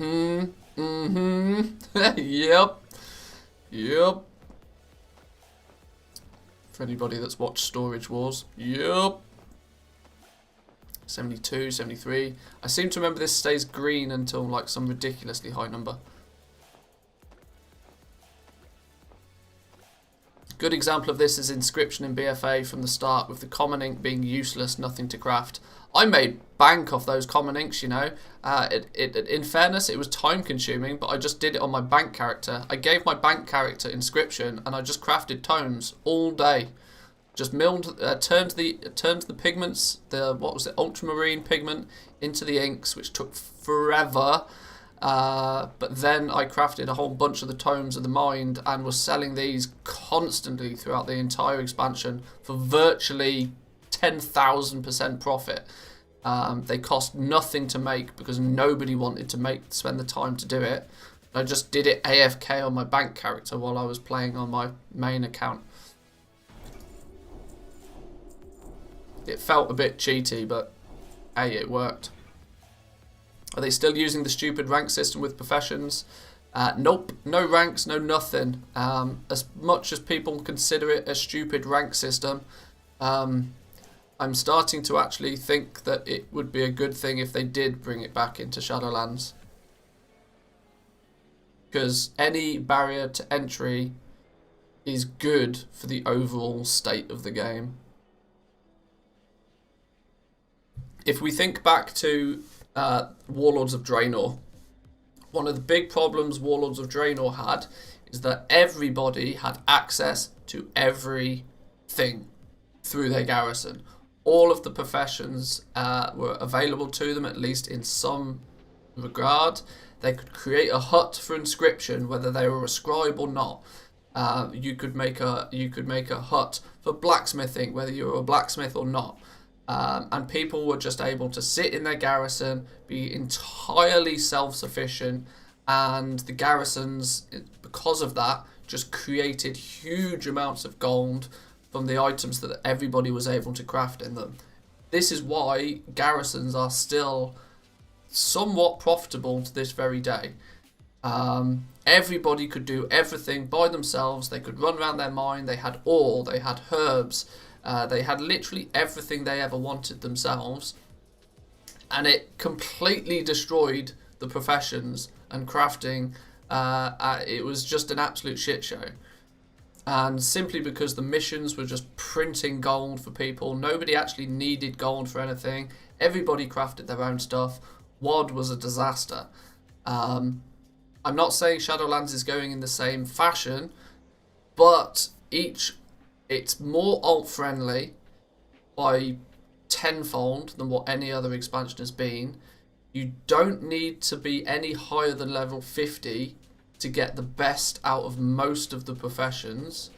And after a couple of months, most of the professions are going to be dead. Because everybody will have access to everything again. It's not looking great for the long term. I'm guessing Inscription won't need to be max level really quickly for anything too useful. Well, there we go. Yeah, I think I've just fundamentally answered that question accidentally. I mean, I've got this dude to 75 in inscription, and I have literally crafted, what have I crafted? I've crafted 5 tomes of the Still Mind. That's all I've done. 5 tomes of the Still Mind. That's all I've crafted, and I've now got 75 skill points in the profession. I'm now going to make 10 missives, then I'll get Dark Moon. In fact, no, I'm going to make 5 missives, then I'm going to get Dark Moon cards, and then I'm done. That's inscription done. You basically max out inscription by doing nothing. Literally nothing. The Revendreth rep going to be the biggest profit in the start. It's yes. It's the Avowed is the faction in Revendreth. The sort of the secondary faction. Court of Harvesters is obviously the, well, maybe not obviously. Court of Harvesters is the faction that is tied to the Manthieus, which obviously live in Revendreth. But the secondary faction in Revendreth is the Avowed, which is where you get the Crafter's Mark II from.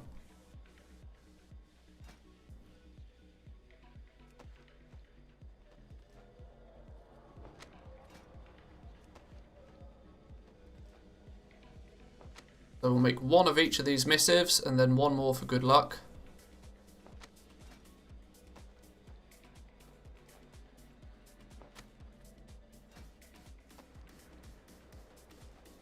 And then we learn Dark Moon cards, and we are in essence done with inscription. That is literally the leveling of inscription. 5 missives, 5 tomes, and then a bunch of ink crafting, and a tiny bit of mass milling. That is not the leveling experience of a profession that's had any thought put into it at all. I mean, I really don't want to sound negative, but it's just terribly designed. The only quest that I've seen that gives rep is for the courts. I haven't seen any rep gains for any other faction from questing, at least from those that have beta. True. There's you first have to unlock access to the Avowed through a quest chain. Once you've done a quest chain, I'm not sure if I can show you on this character. Oh, I can. This character is perfect. This one little zone here, this tiny little section here called Halls of Atonement, is the only place where you get reputation with those guys, with the Avowed. You do a little entry level quest, unlocks the Quartermaster, and then you kill mobs in this area, and they each give you some rep. They will also drop, I think they're called Sinstone fragments. Those Sinstone fragments can be turned in at that Quartermaster for like a token that unlocks like a rare mob. That rare mob will then give you a whole bunch of extra reputation. So it's basically a mob grind. But they're heavily focused on just this area in Revendreth. But they hold the key to arguably the most powerful profession tool that we have in Crafter's Mark II. I really should do a video about this because I imagine it's going to be a hot topic of conversation. More beneficial though when the game goes live. It's not super valuable before. Nice idea for a shuffle perspective of the marks, I guess, could be if you scrap them, cheap to upgrade items to epic quality in order for a DE shuffle. That could be somewhat cool, like a rarity, like an optional reagent that increases rarity. There could then be possibilities there. Yeah, that sounds pretty good.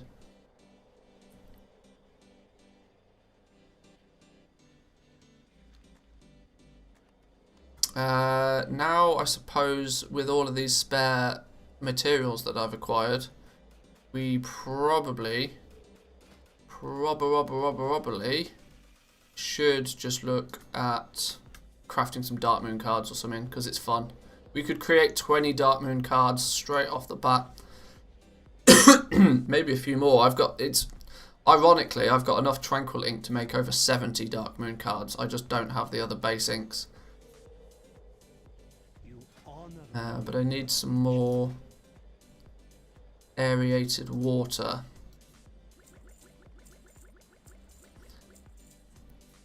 Crafter's Mark 4 is the highest Crafter's Mark. Yes and no. No, because it's not in the game right now. Yes, because it's likely to turn up in... I would imagine in 8.1 we will probably get access to Crafter's Mark 3. And then 8.2 we might get access to Crafter's Mark 4.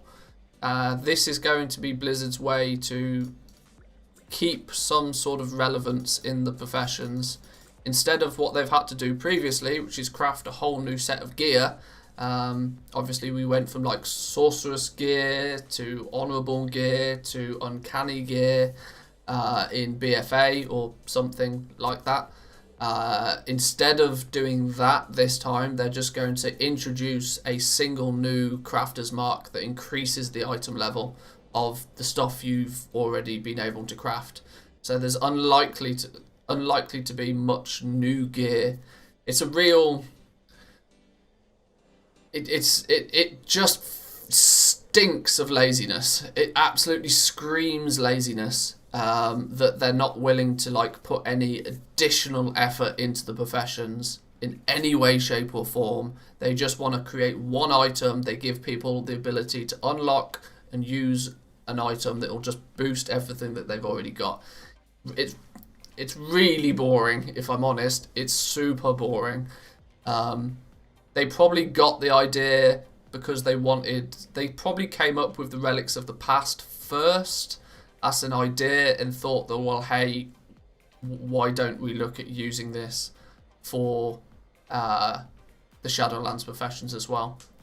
What I worry is that when we eventually leave the Shadowlands to whatever the next expansion will be, I know this is real future thinking, but once we leave Shadowlands, they're gonna have to redo these crafters marks again. In theory, they should then rename the crafters marks to Relics of the Past again.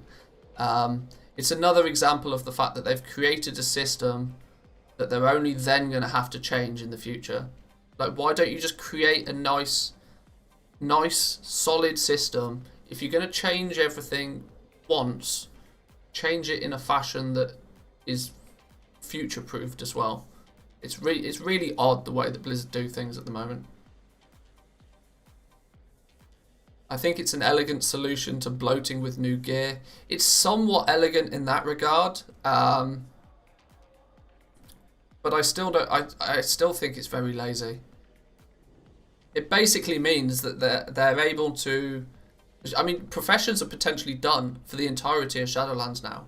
We might not necessarily see anything new for the professions, because they don't really need to add anything else. If you think when we went to Nazjatar, we had a whole bunch of new stuff added for the professions. We had the Threads of Fate, which was a nice little quest line for people to do. They might potentially add little things like that in there, but we're not going to see anything significant going forward. What we get at the beginning of Shadowlands is likely to be it, all apart from maybe one or two new crafters marks in the future.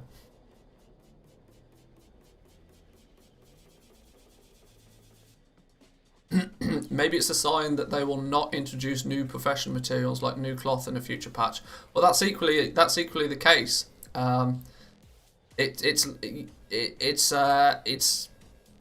It basically means that when if they create a new zone for us, although at least from what we've seen, they don't really plan to do that. They plan on expanding them more, an increased amount.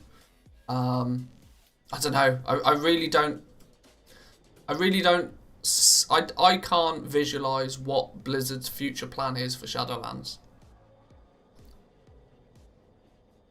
And from my own biased point of view, heavily focusing on things like professions, it's concerning. That's all I can really say. No new mogs, I'm guessing, from crafting anyway. Yeah, that's the thing. There's not really going to be much more to collect. I don't know. Maybe they've got something up their sleeves, but there's no real indication of it. The only thing we've seen is they added stuff in the alpha and early beta that they've slowly just taken out of the beta, which is what they then, I would imagine, they will feed back into the game at a later date. I really hope they do something with the crafting, the optional crafting reagents. They've made a whole system, and from that entire system, they've scrapped at least 80% of it. Whether that be down to development time, whether it be just the fact that they weren't happy with it, don't know. But it's just odd how they've just scrapped a whole new system that they've implemented. Because realistically, we've got crafters marks and we've got missives. That's literally the entire system.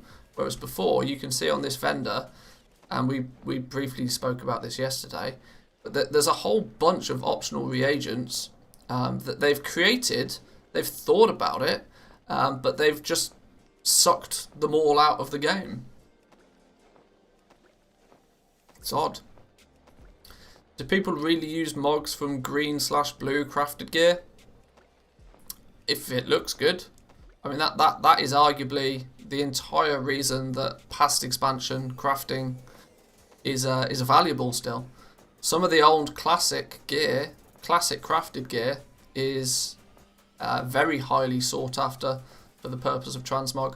I mean, I'm not, you guys know full well, I'm not super hot on transmog in the slightest.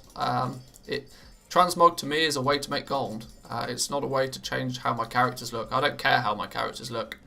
I prefer to focus on how my character plays rather than how it looks. But the gaming industry as it stands nowadays is more focused on things like transmog. So that's how it is.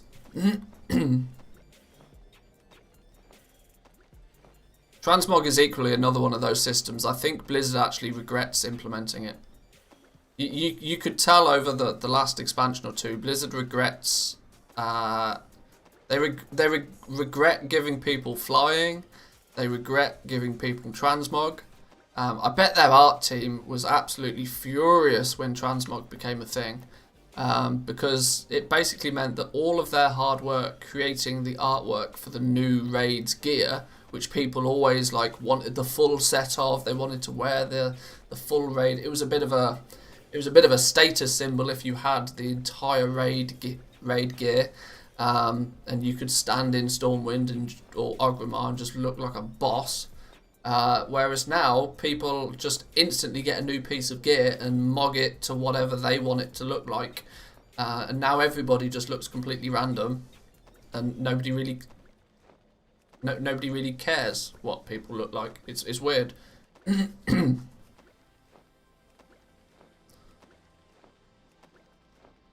It's funny though, I think, I did mention this yesterday as well, I think Asmongold is probably one of the most influential people when it comes to transmog, because of his transmog competitions he does. He, by himself, probably keeps the transmog market afloat. Thing is, the mog into is still created by the art team at some point. Yeah, it's just more the theory that any effort they're putting in the current day is basically just deleted the second it enters the game. That only the best thing that's ever been created is seen in game. I can't even tell the classes apart by looking at them anymore. Well, this is it. Like, a druid looks like a warrior looks like a mage. It's all crazy. I can't wear my Don Ribeiro's hat, I quit. Fair enough. To be honest, Asmongold is actually a voice of reason when it comes to the state of the game. Very much so. Very much so. I mean, it is almost impossible to comprehend just the size of his actual audience.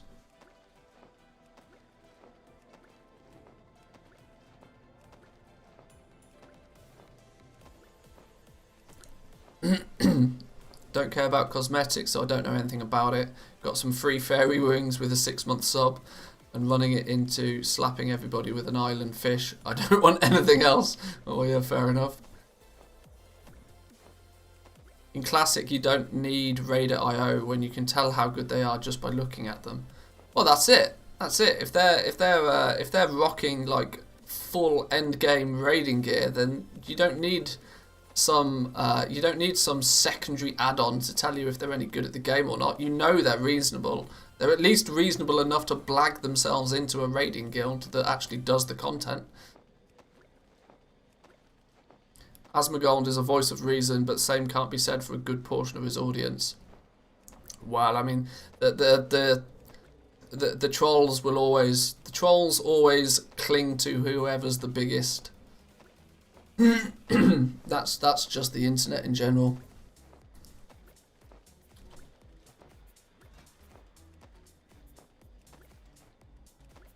I apologise, this is slowly but surely turning into a craft all stream, but that wasn't my plan. My primary plan was to be playing Shadowlands properly right now, not just pissing about on the beta.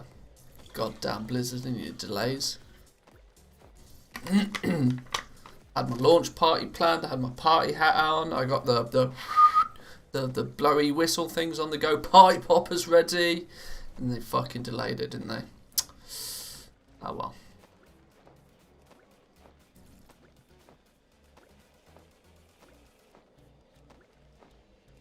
Right, I'm simply trying to get it so I can make as many Darkmoon cards as possible. But it's not looking as if I'm going to have enough inks to do any dramatic Darkmoon deck crafting.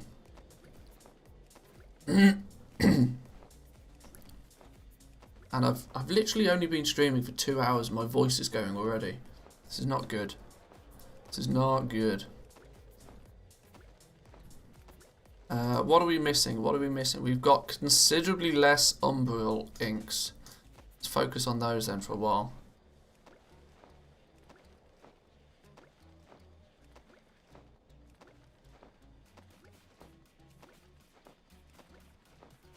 I reckon if we can... I think last time we crafted some Darkmoon cards, I think we were able to make our first Darkmoon deck after crafting, I want to say 40 cards. But what I actually want to do this time is sort of track these, because I want to try and work out what is the... what's the proc chance of the blank cards. That's super valuable information to ascribe.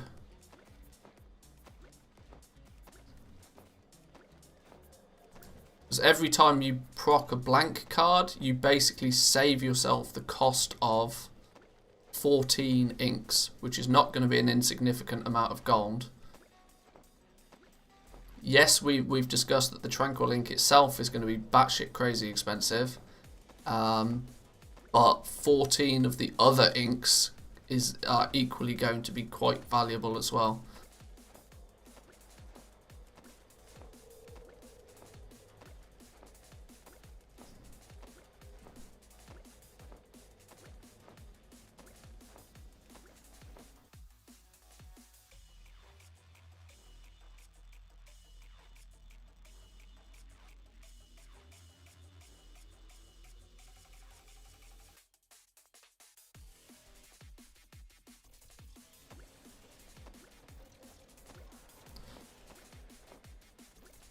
Can we get to 40? No, obviously not. Of course the game doesn't love me that much. I live to serve.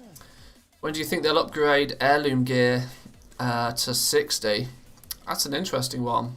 Arguably, it's probably not going to come into the game until at least 9.1, 9.2.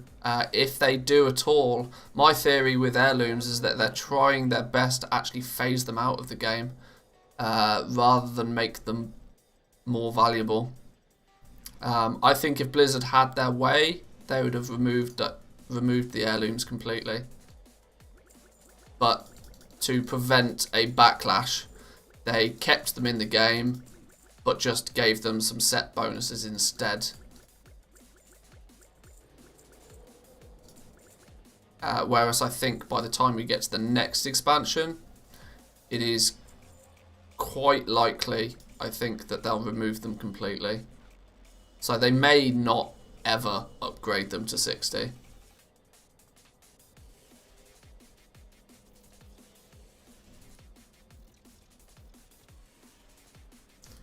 And I think the reason they want to try and remove them from the game is basically because heirlooms null and voided almost everything gear based until you hit max level.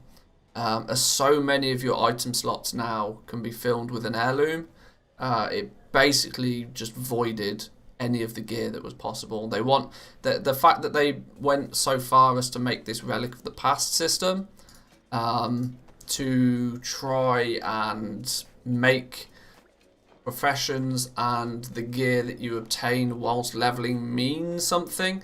The whole emphasis of this level squish was to make every level you gain feel like you're getting stronger. And when your gear constantly keeps up with you, regardless of what it is you're doing, you don't get that feeling.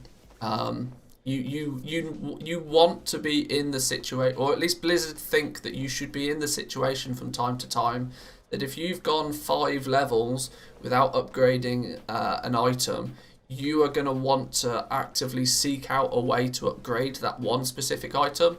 It keeps that RPG feel in the game and makes the leveling process feel much more natural.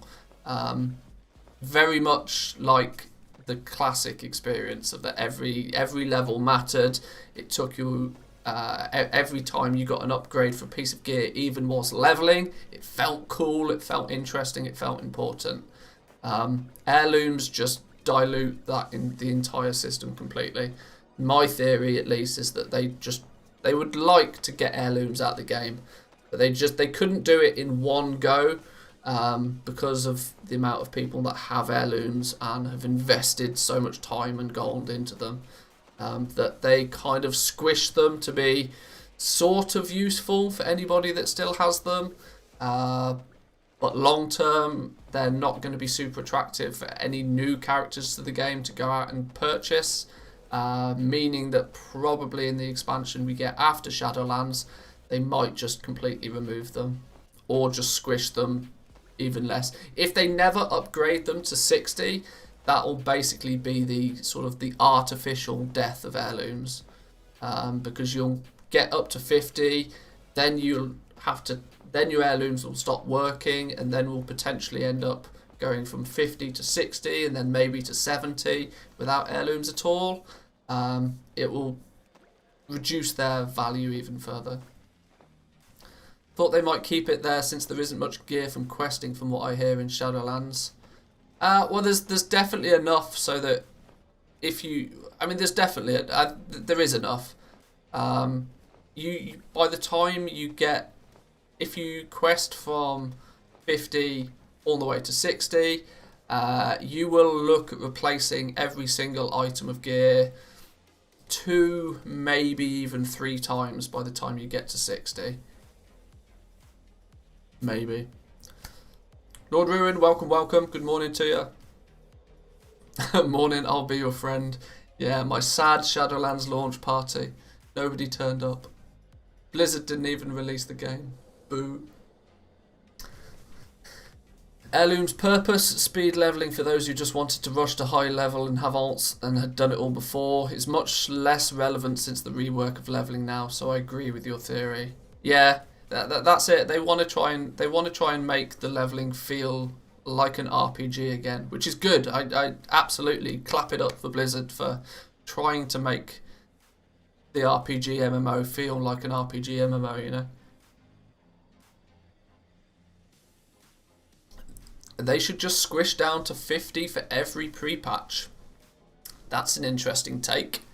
That's a very interesting take. I can't say I agree with that one, but I definitely see where you're coming from. The reason I definitely don't think they will do that is because it would be way too much like hard work to do it. And Blizzard aren't in the game of making things harder for themselves. Heirlooms are only worth it for 1 to 30. Probably true. Until you get flying, heirlooms have some benefit, I guess. But once you've got flying, you get a lot more options. I'm assuming you're referring to the fact that their benefit after you gain flying is less, but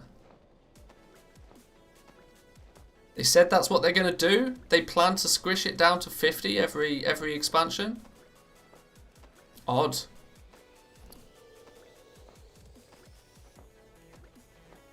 If they don't, they're just kicking the ball down the road, I suppose, yeah. 1 to 30 also needs no upgrades. Oh, I see. I see. 50 to 60 will always be the new expansion. That's an odd one. Maybe they've designed the level squish system in place to be what's the right word? Responsive, I guess.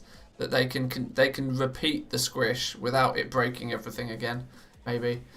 I think one of the reasons it took them so long to do a level squish in the first place was simply for the fact that they had to go back and rewrite so much of the actual base game code to get it to work. And that's taken them a few expansions to develop that system. So, in my opinion, you don't have to level up in every expansion. Keep the cap at 60 and that's it. Progress would then be based upon gear. Yeah, I guess there is some argument to that, really, that if you think about it, what's the actual benefit of continually leveling up? Once you're 60, what's wrong with just being 60 and having more gear and more content available to you, I guess?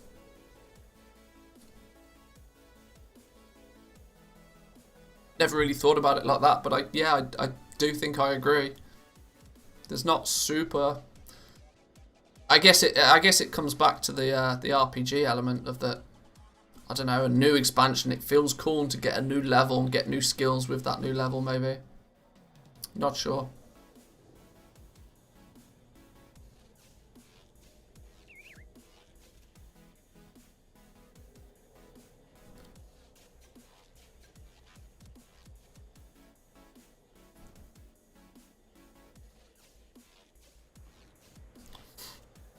Right, should we make some Dark Moon cards? I think we need to make some Dark Moon cards. We've done our milling. We've got no more pigments. We've got enough for 58 Dark Moon cards. I've got Tranquil Ink available for 77. Now I could mill some more herbs, but it's an odd one.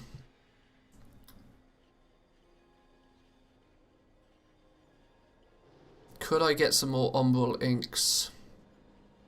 Could I get some more luminous inks? I probably could. Maybe we'll just do 50 Dark Moon cards. 50 Dark Moon cards should give us a good indication of exactly how often we'll get a proc for a blank one. Let's put these down and out the way.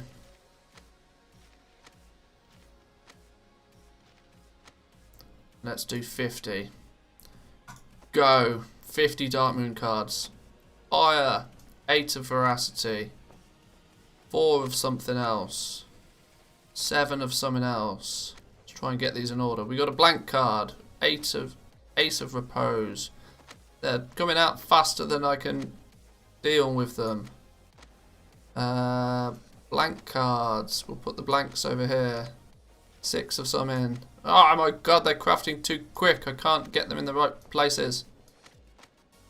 That's a 4 of Indomitables there. It's a blank of Indomitables.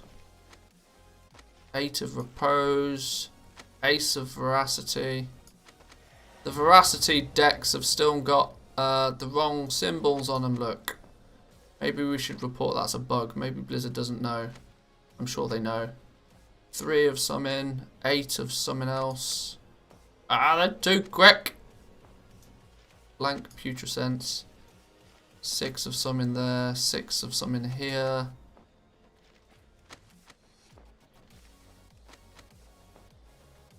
Whew, caught up. Just. How many more have we got? Only 16 to go.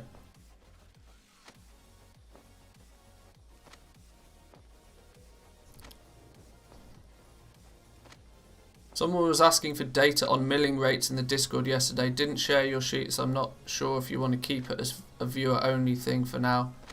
Feel free to give it to whoever wants it. I'm all for the greater good. I'm probably safe in saying my milling rates are probably more accurate than anybody else's. But yeah, feel free to share there's a easier link that you can share out for the sheet that I will give you. Hang on, una momento. That one. Paste. There's the Manthieus Shadowlands cheat sheet. Yes, it's a bit.ly, and I know some people don't like bit.ly links, but I'm a data kind of guy, and I like to see how many people click it. Live with it. Maybe I'll add that as a command actually in the chat as well, so somebody can exclamation mark cheat sheet or something, and it'll link it to them.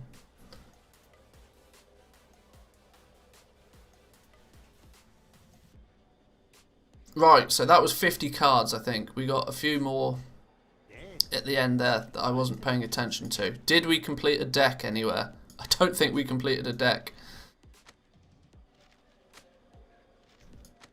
No, oh, we did. We completed one deck of 50 cards. But the more important thing to note is our 50 cards, we got 4, 5, 6, 7, 8, 9, 10, 14 blank cards, which if we extrapolate that out, if we were to actually have crafted 100 Dark Moon cards, that would be 28 blanks.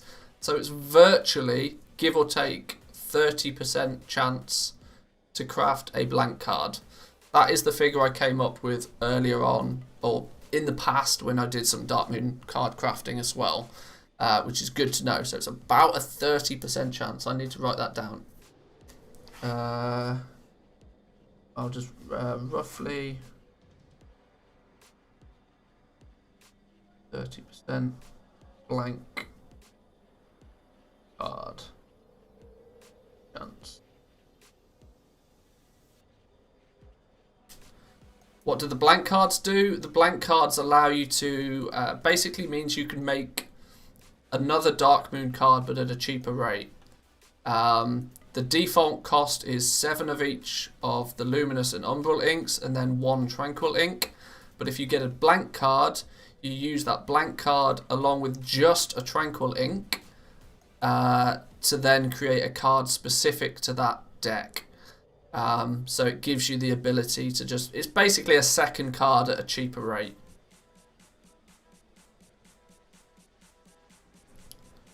Has anyone done a test about the tools of the trade item if it works on other content, crafts, materials? Doesn't say it's capped to BFA. Yeah, I want to look at that in a bit more detail. I'm trying on live right now to make sure I've got the tools of the trade for every profession so that I can then transfer that character over and see if it still works on Shadowlands stuff. Now, of course, not all of the tools of the trades are really even worth having in the first place, but I need to get the enchanting one because that, if we get extra disenchanting mats, that's going to be really cool to know.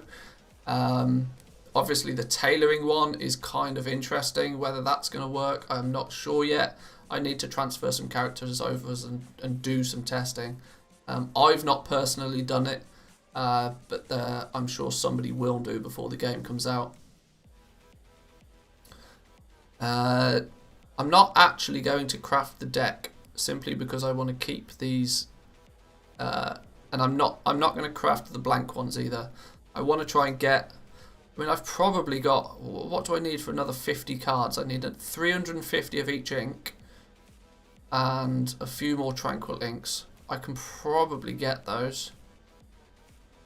Probably got enough to craft another 50 Dark Moon cards somewhere. But maybe I want to keep the herbs for alchemy. I don't know. We'll have to see. Wrath Cloth Scavenging worked in later expansions as well, didn't it?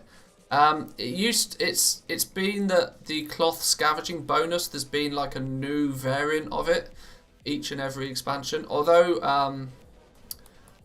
to answer your question directly, yes, it did. But what Blizzard have done is if you've had tailoring, and equally the same in Shadowlands, if you go to the tailoring trainer, which is, where is he? I can't remember where all of the trainers are. That's Dawn Crafting there, that's engineering. I think one of the first things the tailoring trainer teaches you is like a cloth scavenging sort of thing. I wish I could remember where they all are. Leatherworking, tailoring's got to be over here, right? Tailoring trainer. You have my There you go. Look, Shadowlands cloth scavenging. Sometimes you find extra cloth from humanoids. So it's simply that if you have tailoring, you have the ability to get that. So I'm going to take a quick bathroom break, guys. I'll be back in 2 minutes. Keep yourself occupied by locating that like button and smashing it. And if you're new around here and are not subscribed, you definitely should find the subscribe button as well. Back in 2 minutes.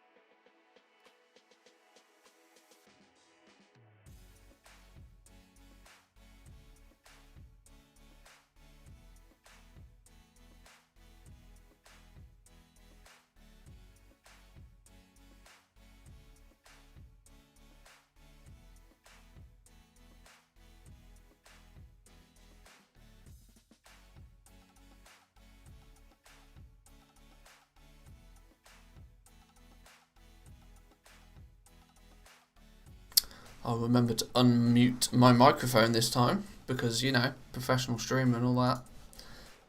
What a pro. What a pro.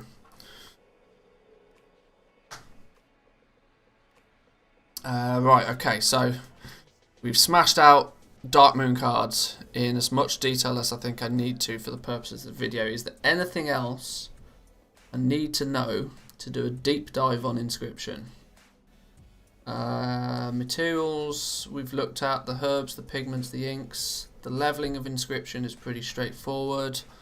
Let's double check over exactly if there's anything weird and wonderful that we should talk about regarding the crafts.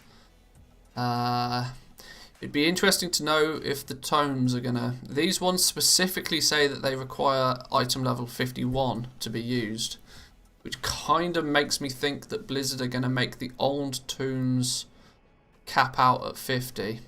Although I've got no proof of that, it's just conjecture. And I can confirm, so if I can't confirm something, it's probably better just not to talk about it. Lockpicks, boring. Capital level, boring. Offhand, it's cool that they get to make it, but it's no biggie. 20 inks, 50 parchments for a single item. Staffs are not really very interesting at all. 22 of each of the inks. Yeah, there's not much flavour in this outside of just the default stuff. Codex 2, Codex of the Still Mind, is actually locked behind a reputation. That's an odd one. Ascended friendly. So I mean, you could spend some time in Bastion, I suppose. Contracts, I guess, are the one thing that people are going to be interested in. 1,700 gold for the contracts. Damn. And you've got to be revered in the first place.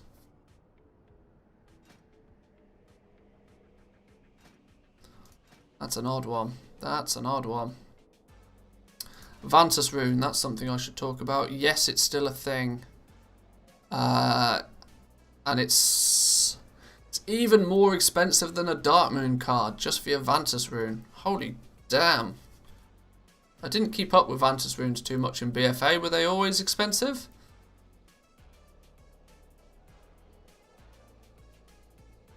I mean, the fact that it's simply just yeah. You can only use one per week.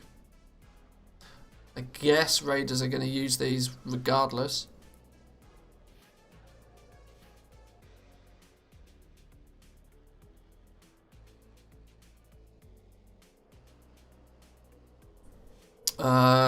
Just thinking back ever so quickly. In fact, no, the Vantus runes were never expensive. Oh, I suppose 20 maroon ink is actually pretty expensive. And then they were 10 viridescent inks before that. So yeah, I guess they were always pretty expensive.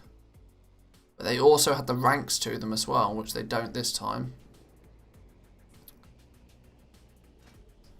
And not a single new glyph, actually. Maybe I'm wondering if doing this deep dive on inscription is worthwhile.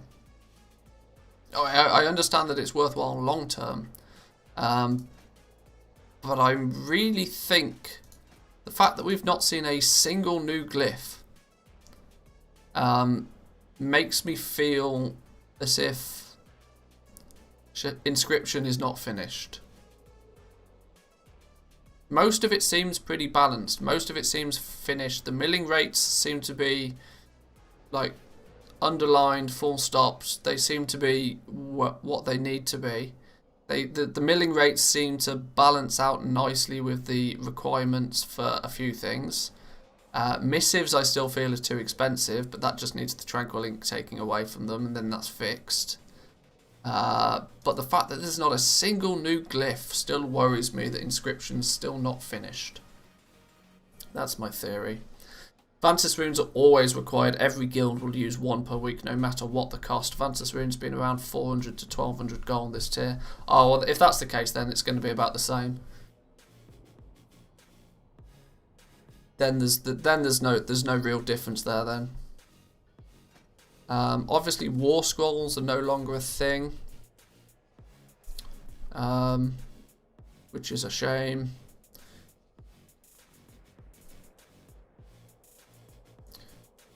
But I suppose this is the bloat that Blizzard are trying to. This is the bloat that Blizzard are trying to get away from. The fact that every single patch that we had the Dark Moon cards with the first patch trinket. Then they had to release extra trinkets just to try and like give you some reason to continue still using it. We had to go from having just the basic offhand weapons, and every patch they had to release something new with more requirements and introducing new materials. We did have a whole bunch of glyphs though for inscription. 1, 2, 3, 4, 5, 6, 7, 8, 9, 10, 11, 12, 13 glyphs.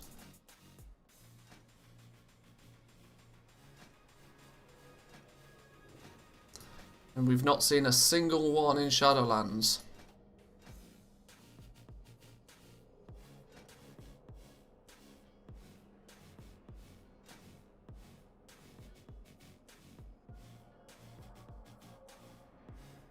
What the hell was a blood contract? How did I never know these were a thing?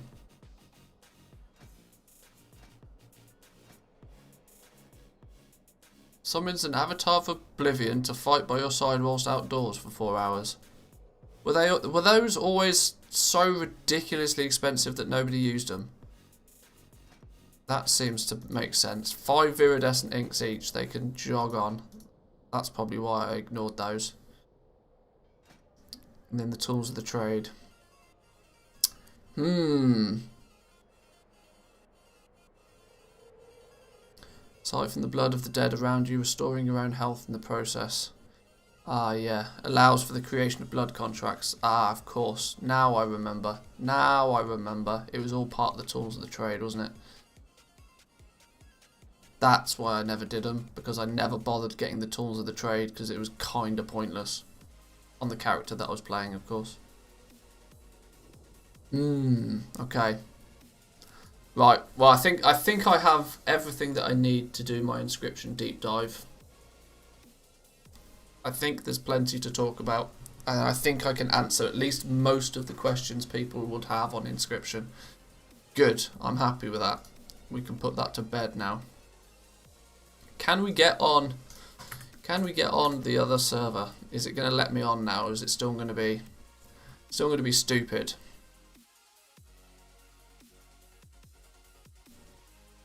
Do we think this character is just completely donezo now?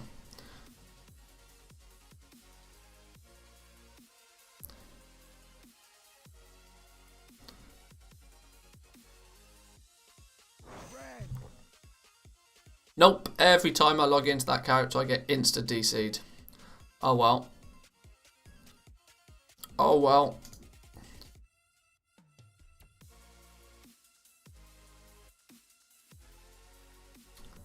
Right, well, I guess we should start looking at enchanting then.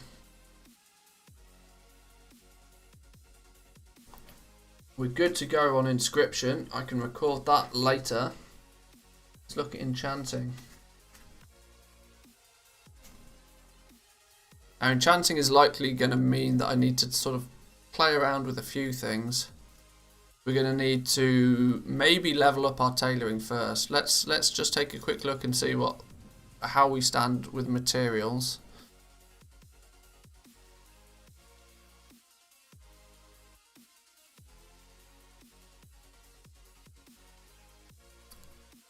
I think somebody pointed out earlier that there may be a bit of a Queen's Conservatory grinding in my future.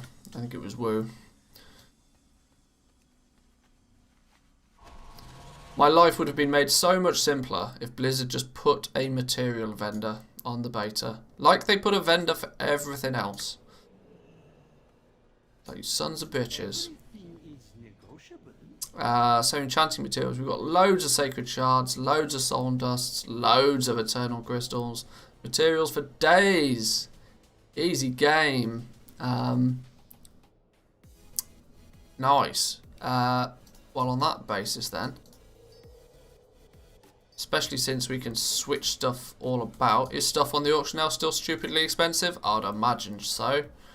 I can't see any reason for anybody ever posting anything on the auction house on the beta. Because realistically, why would you?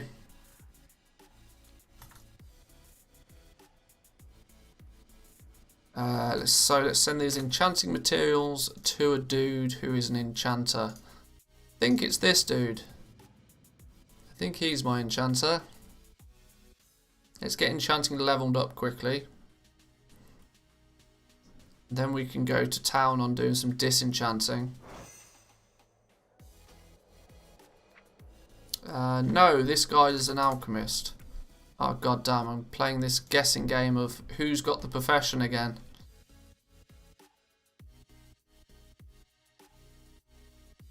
I mean, theoretically, I should probably keep my eye on the auction house on the beta just to see if somebody's tested mining and then just dumped them all on there for a copper a piece. But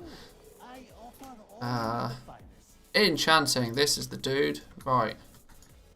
Where's the...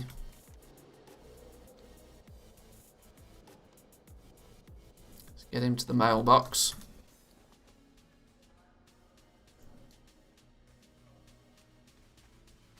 Where is the mailbox? It's over here, right? Is this the mailbox? Wish I could remember where everything is. It is! I'm a genius. Log out. Send the stuff across.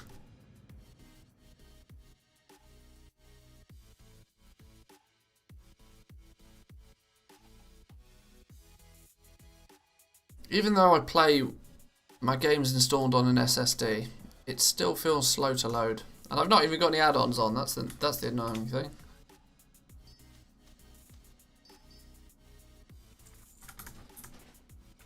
Right, that should be plenty enough materials to get enchanting leveled up.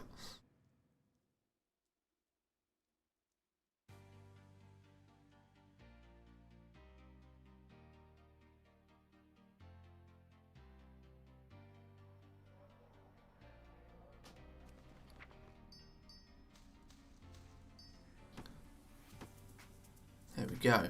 Right, let's delete these for shot of those. Nice. Halls of Shapes. This one. I just need to remember this goddamn symbol. The big hammer thing is the Hall of Shapes. 168 item level. Epic in Shadowlands? No. Epic starts at I want to say 190. I want to say 190 because the rank 6 PvP gear is item level 190 and that's epic. It may be slightly less than that. It might be 181. The easy way to check will be, let's go Theatre of Pain, let's go Mythic. 183. 183 is probably going to be the start of epic items.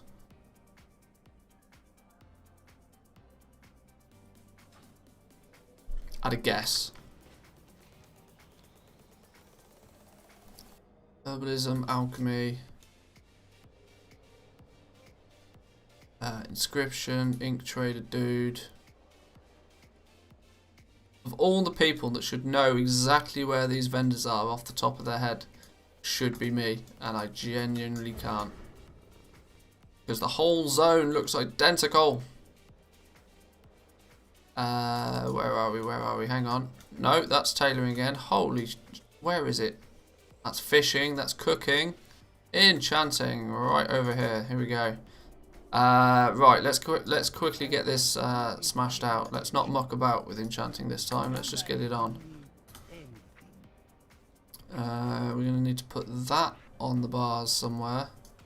Likely then going to want the disenchant button there as well. Training.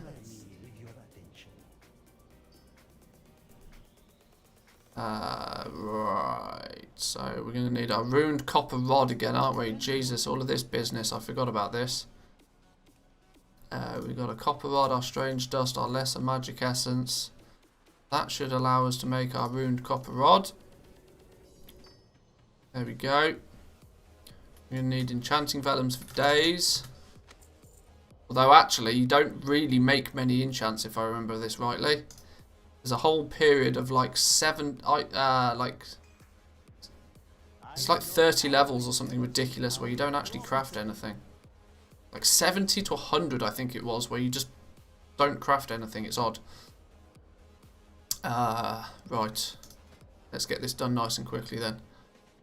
See if anything's changed. See if anything's changed. Still 3 materials, still 3 materials, still 3 materials. Take your pick. Shaded Hearthing. Enchant braces to reduce the cooldown of your Hearthstone by 5 minutes. What's the default cooldown on it? 30 minutes. It takes it from 30 minutes down to 25. Well, that's boring. Soul Treads. Reduce fall damage by 10%. Right, Shadowlands Gathering one. That's the one that is going to be profitable. We'll go with that. Oh, do we get points by disenchanting? I think we do. I think we get 25 points just by disenchanting. But if we don't have lots of stuff to disenchant, which route would we take? We'd take this one. So let's do it on the assumption that we're not disenchanting lots of stuff. Isn't it 15 minutes with a guild? Yeah, you're probably right. If you're in a guild, it's also going to be quicker. Unless that's changed. I can't imagine it's changed. Where's the button? Where's the button? Guilds and communities. Does it show me the perks without being in one? Probably not. Cannot confirm nor deny. It would be my pleasure to help you.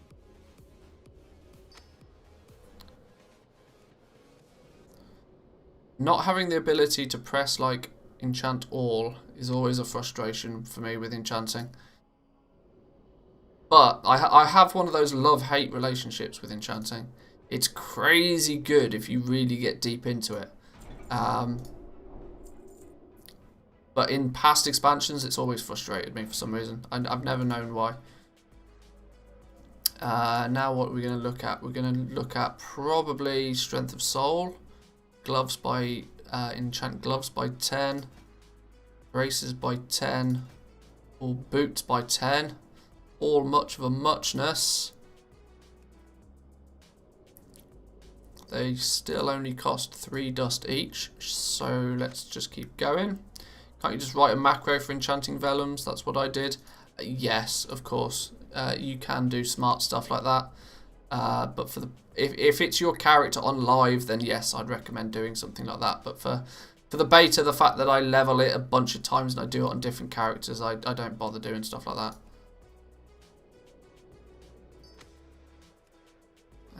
Let's get to 15 and get this Twilight Wand business. Twilight Wand requires some Twilight Bark, requires 4 Soul Dust and 2 Sacred Shards. This is going to be expensive to craft currently. This is interesting. That's 6 dust, 10 dust. This enchanted Twilight Wand almost puts a price floor of 10 gold on the Soul Dust. I think we've looked at this before. When we're looking at like trying to work out the cost of these enchanting materials, this is definitely going to be something to note. We do enchanting. We just make some notes.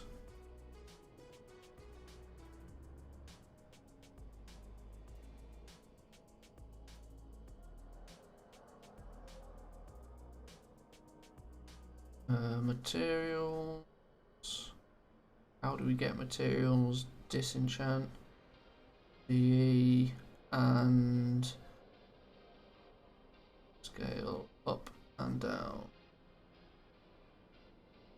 By the way, if you import account data, you can get your macros too from live and your keen binding. Yeah, I'm sure I could do all fancy stuff like that. I just can't be bothered, is the honest answer.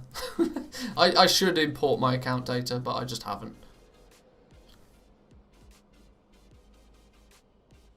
Materials, leveling.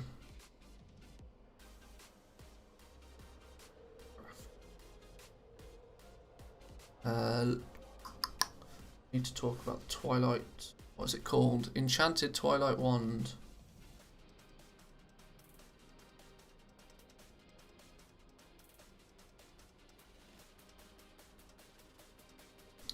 It's going to be interesting to see. I mean, it's just a button press on the login screen. Yeah, but on the flip side, I don't really want all of my stuff from live, like cluttering up my beta characters. I'm trying to keep beta kind of quite clean and fresh and just limited to what is on there. There is a longer answer to why I haven't done it, but yeah. Twilight Bark, this is going to be an interesting one. I really wonder if they're going to keep this in the game or not. It's an odd one. The fact that Twilight Bark isn't really... You can only get this by mining Phaedrum deposits in Ardenweld. It feels really odd. It's like a secondary bonus material that they've added to the game where nothing else has a bonus. It's not like you get Twilight Bark when you mine Phaedrum and you get something else when you mine Oxane or anything like that. Twilight Bark's the only one, and they seem to put it in a few bits and pieces. It's weird. I definitely think this Twilight Bark might change before the game goes live. I can't imagine it's going to stay in the game the way that it is. But either way, the fact that it's only 4 Soul Dust plus 2 Sacred Shards, and now 2 Sacred Shards is the equivalent of 6 Dust. So it's 10 Dust in total to make one of these. And that 10 Dust then can be vendored for 90 gold, which means that each Dust has a price floor of, excluding the Twilight Bark, let's just assume this is free. It gives a price floor of Soul Dust of 9 gold. 8 gold 90 is the exact number, but 9 gold for the sake of maths. 9 gold minimum. Because to sell Soul Dust for any less than 9 gold is counterproductive, because you could then just use it to... if you buy Soul Dust for under 9 gold, you just craft the ones and vendor the ones. It's another one of these vendor shuffles. It's a bit weird.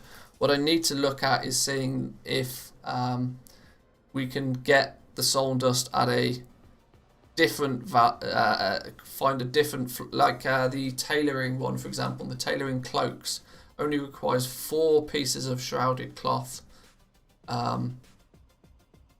to create a cape that then will disenchant. That might give us an actual price for... There might be this weird system. It might be very, very weird, where we can create... we can farm up cloth quickly and easily, or buy cloth at a cheap price.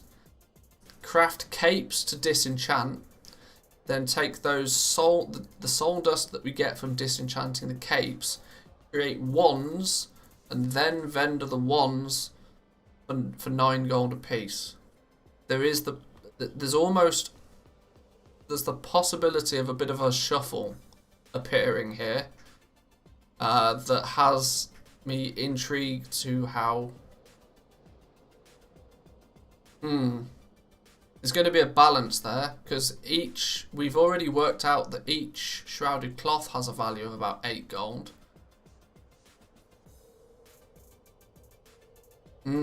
This is an odd one. Instead, if instead of vendoring the capes, we disenchant them, can we generate more gold that way? Probably not. Probably not. This is my my internal monologue just falling out my mouth. So if it doesn't make sense, please tell me.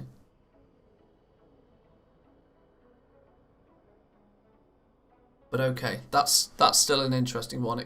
This in itself creates a price floor on the enchanting mats of 9 gold a piece. Then creates a price floor on a sacred shard of being 3 times that of Soul Dust, so 9, 18, 27. 27 gold is going to be the price floor potentially for a sacred shard. The price of the cloth floor is too high. The dust floor is too low for that kind of shuffle to be relevant. Yeah, I'm thinking that's the case too. Yeah, I don't think that's. I think yeah. If they change one or the other, then the shuffle might come into play. But the price, you're right. The price floor on the, if they completely trash the vendor price of the cape, for example, then this might be a way to turn your cloth into dust, and then the dust into wands, and then vendor the wands. It's a lengthier shuffle, but it could be valuable. The fact that the shrouded cloth has a price floor of about 9 gold, though, is a weird one. But I feel that the price. I think did I say this in a video at some point? I probably did. I don't think that the price floor of the cloth is going to be an issue anytime soon, because people will still need the cloth in ridiculous quantities for legendary items. But this alone creating a price floor on the soul dust is interesting. Not that I feel that it's going to get to those values.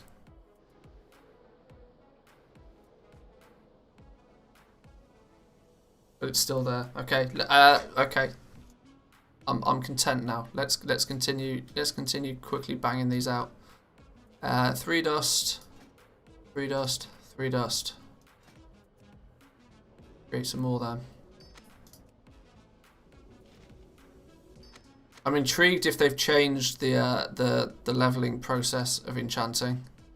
It's kind of annoying that these are the kind of things that never get put in patch notes, which is why I have to just test it once every so while to just try and find new stuff. Wow, that's expensive. It gets me 2 points. I'm going to continue making those. That's 5 plus 6. That's 11 soul dust instead of 3.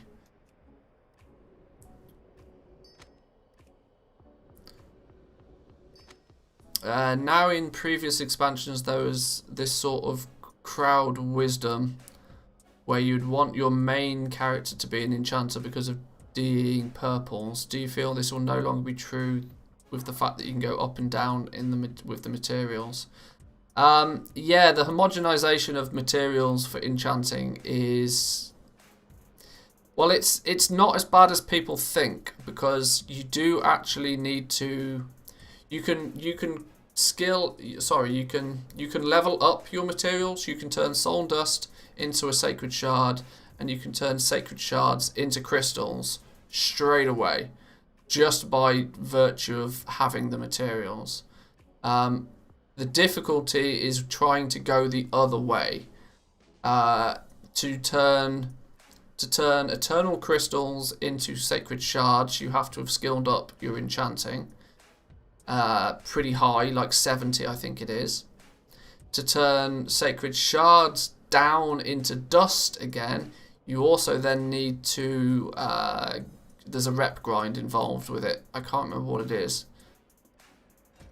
You need to be honoured with the wild hunt. So okay, it's not even a huge rep grind. But yeah, you can push your materials up if you need to, but if you ever need to take them down again, you need to be skilled to do that. In a weird fashion, I think it's going to mean that the crystals are going to lose their value pretty quickly, because you can just take 9 pieces of dust and make a crystal straight away.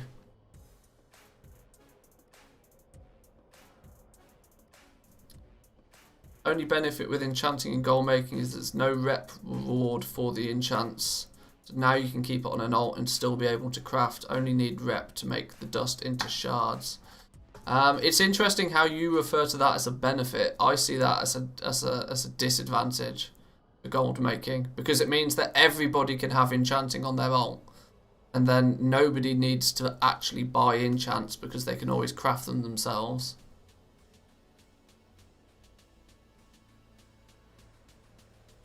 What's the average amount of dust you get per DE? That might be helpful to figure out values at which you can buy cloth to make a shuffle profitable.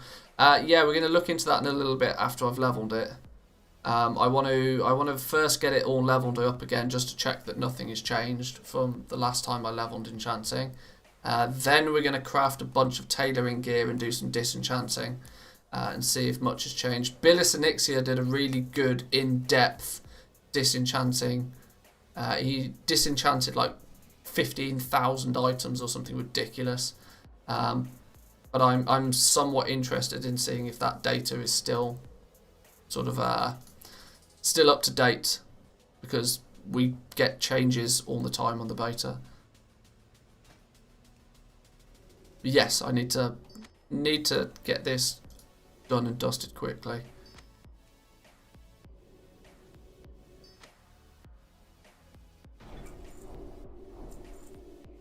Fortifieds 5. These are 11.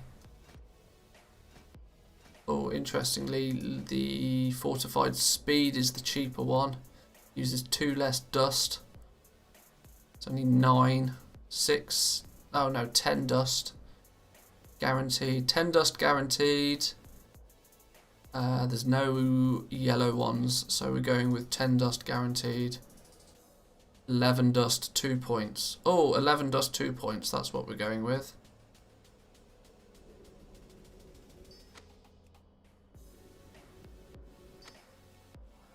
Was this always 2 points? I think it probably had been. 4 dust, 1 point. 11 dust, 2 points. 4 dust, 1 point it is.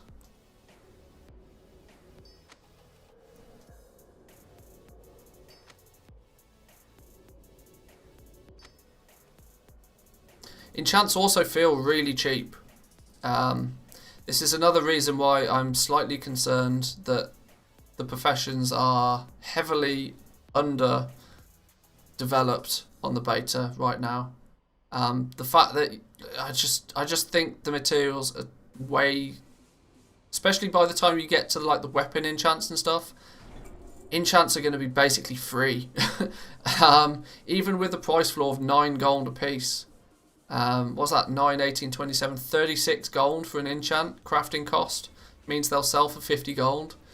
Back in the day, 50 gold for an enchant was a lot, but with the amount of gold that everything else is costing you nowadays, 50 gold is absolutely nothing.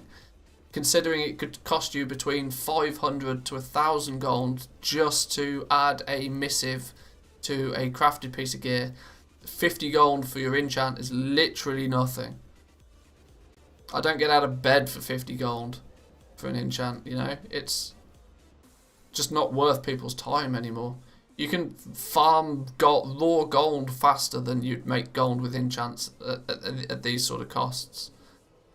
It's rarely you'll see me say that something needs to be made more expensive, but enchants definitely do need to be made more expensive.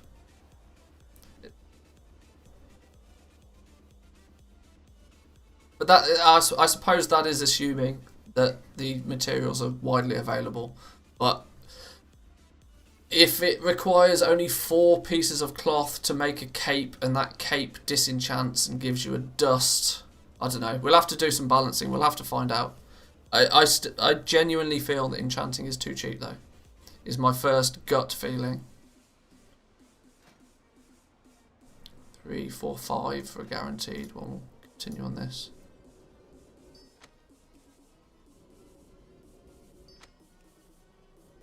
I need to have a good read through of Billis's enchanting thing again before I do my deep dive on enchanting, I think. But the only way to get the epic shard is through disenchanting. No, you take 9 pieces of dust and you can create a crystal. Because you take 9 pieces of dust, look. Take 9 dust, you turn that into, combine into a crystal, repeat the process again, we get a second one, repeat it again, we get a third one, then once we've got 3 sacred shards, we combine the sacred shards, and boom, we got ourselves a crystal. You can go, that's the problem, you can go up the scale without even leveling anything, which means anybody that can get dust, which is literally anybody, yikes, that's a rip then. Yeah, see what I mean? The fact that you can get access to all of the materials with it's, yeah, it feels like it should be the other way around. To skill up, to take your dust into, to turn dust into a shard, you should have to have some skill, and to turn a shard into a crystal, that should be behind a rep grind. Going the other way, maybe, if you want to take the most expensive material and break it down, sure, anybody should be able to break it down, but you really shouldn't be able to, like, increase the quality of the materials so easily as you can. Surely only enchanters should be able to do that. Yeah, you would hope, wouldn't you? But no, just if you have the materials, you can scale them up. It's weird that you have to have the skill to break them down again. That seems odd. To be honest, you should never be able to make the epic shard ever. Yeah, yeah, that's the thing. That means that it's going to be a weird situation where it could be sort of flip-flop. That the eternal crystals, the crystals could be completely worthless, because people will try and they'll combine the dust into shards and the shards into crystals. Then they'll try and sell the crystals, and they won't be able to sell them because everybody's had the same idea.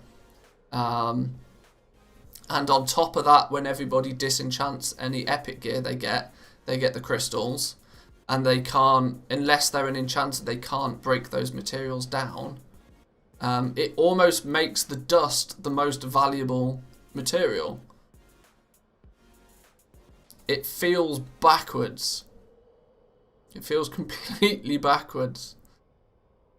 I mean, it might still work. I don't know how it will play out. I mean, it might still work.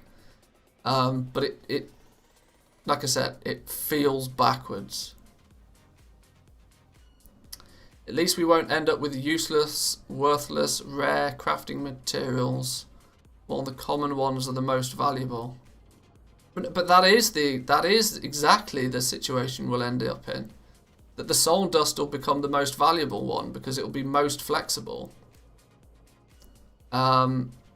Crystals will be the least valuable because only enchanters that have done the rep grind will be able to break the crystals down, which means that people will end up with crystals and won't be able to do anything with them apart from sell them to enchanters.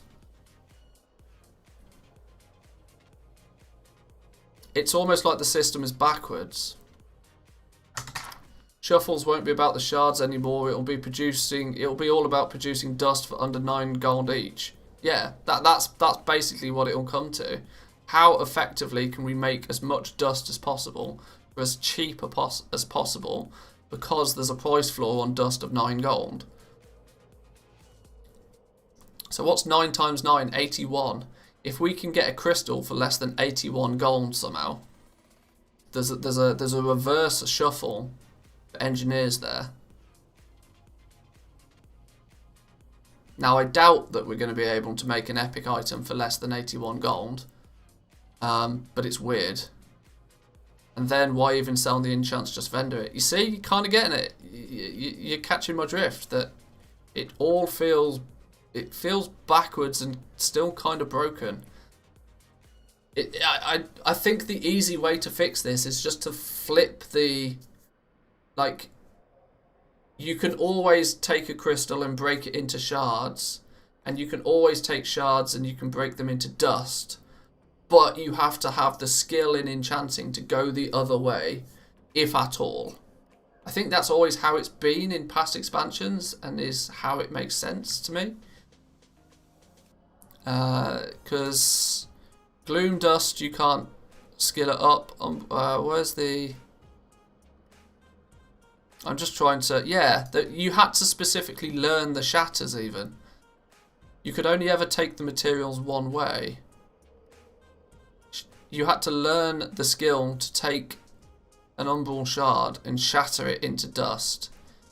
You had to have the skill to take a crystal and to be able to break it into a shard. But you couldn't go the other way. Yeah, you've never been given the ability to make the epic one. The only way that you've ever been able to get, or the crystal, the only way you've ever been able to get the crystal is through disenchanting. And now that they've given us a way to just take 9 pieces of dust and make a crystal, the crystal becomes worthless. Or it doesn't become worthless, it becomes proportionately valuable as the dust. There's no difference in value between any of the materials, which argues the case of why even have 3 materials if they're all linked in terms of value. You don't need it. Just have the one material. Because if you look at something like leatherworking, you can take desolate leather and you can make heavy desolate leather, but you can't take desolate leather and make. You can't take a heavy desolate leather and make desolate leather. The conversion should only ever be in one direction, or you remove the need for having multiple materials.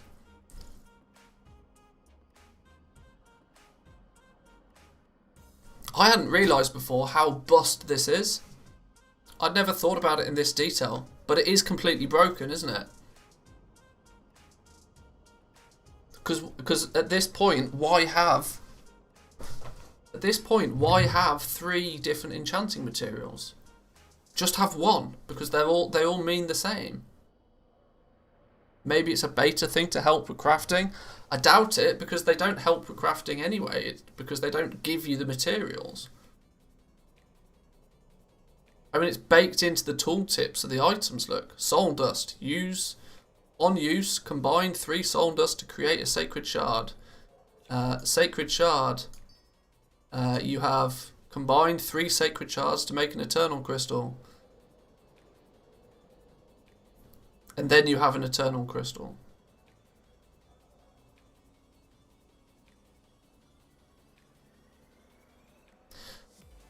Yeah, it's a weird one.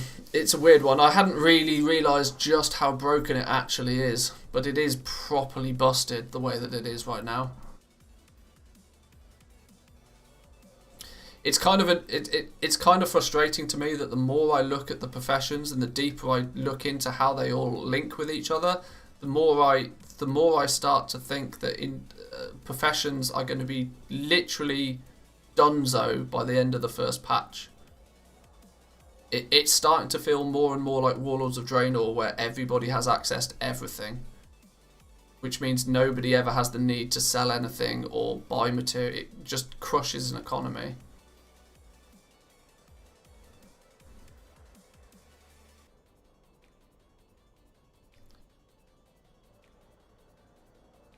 It's insanely dumb, like there's no logic here. If all of the floors for vendoring are raised, then having the most simplistic way of receiving the mats, it's crashing itself from the start.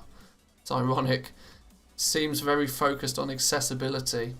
Yeah, this is the problem. Now accessibility is not always a good thing.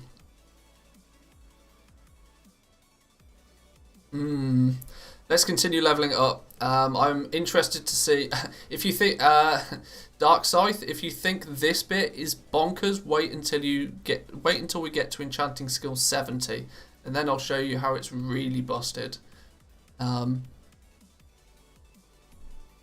Yeah, people might have been mad at the rep gates a bit too much in BFA. Having stuff locked behind reputation is good. Yes, I agree. It's somewhat of a frustration, but it means that everybody doesn't have access to everything. When everybody has access to everything, nothing is worth anything.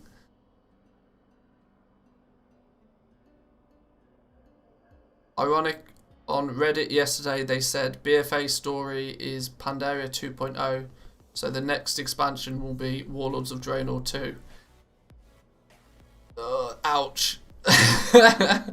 Ouch, big ouch. Yeah, it's going to be an odd one.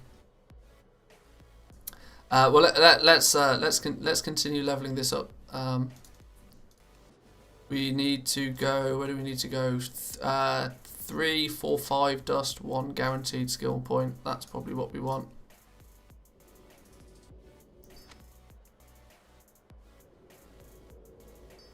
God no, please. Yeah, I think I agree with that statement.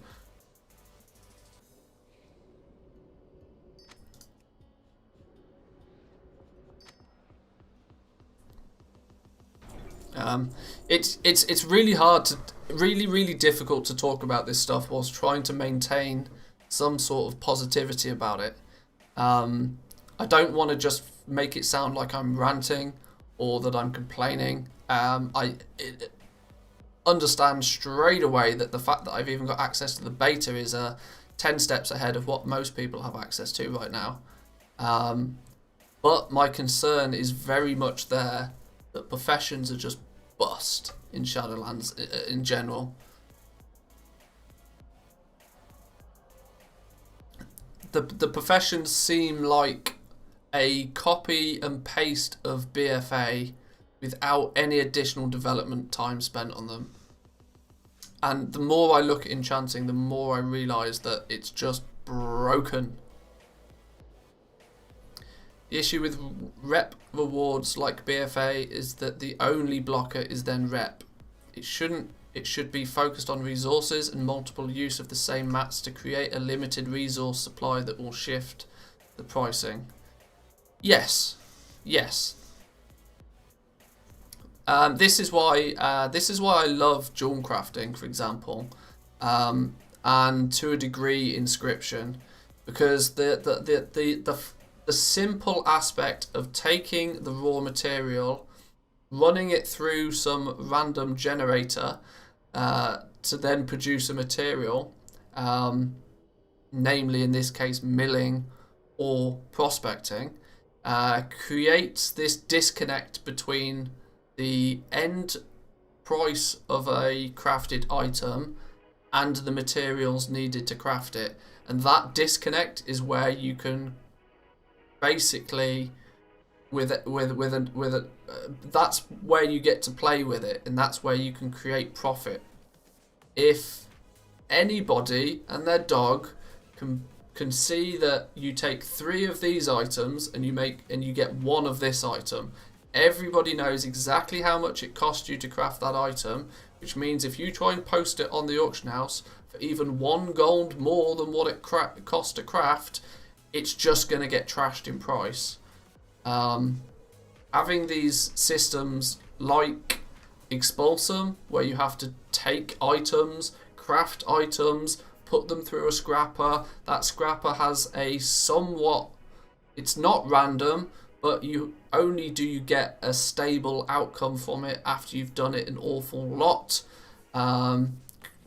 Created this system where nobody really knew exactly the value of Expulsum, meaning that when it comes to selling your Dark Moon cards, or when it comes to selling your Uncanny Gear, is a perfect example of this.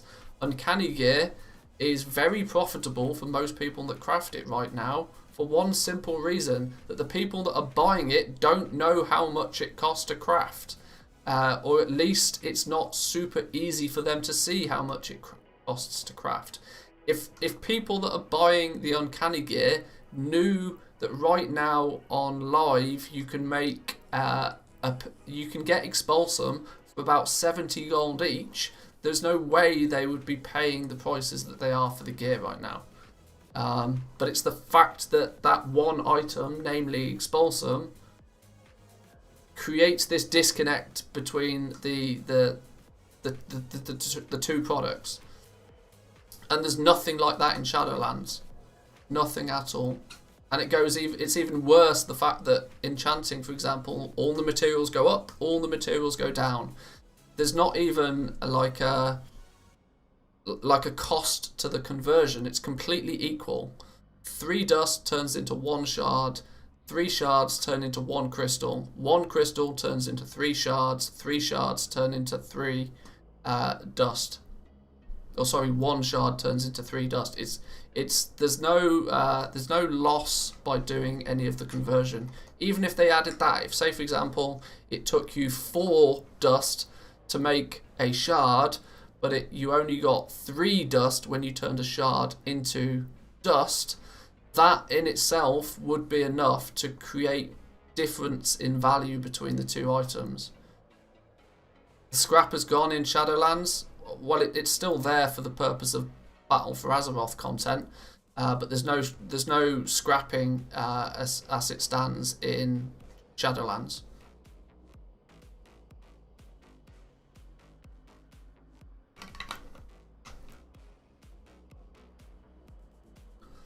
I would, although admittedly I haven't tested it, I would definitely imagine that the crafted gear from Shadowlands cannot be scrapped.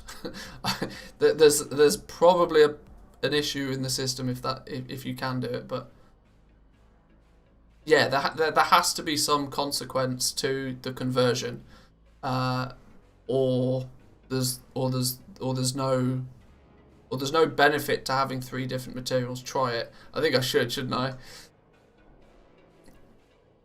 I mean, I'm quite sure somebody's tried it and has found it to not be possible. Maybe we'll make some tailoring items and we'll try and take them to the scrapper and see if they can be scrapped. But the scrapper is a BFA thing. It's not going to be a thing in Shadowlands. But let's continue to get. I keep going off on one and forgetting to actually do what I intended to do, which was, you know, make these.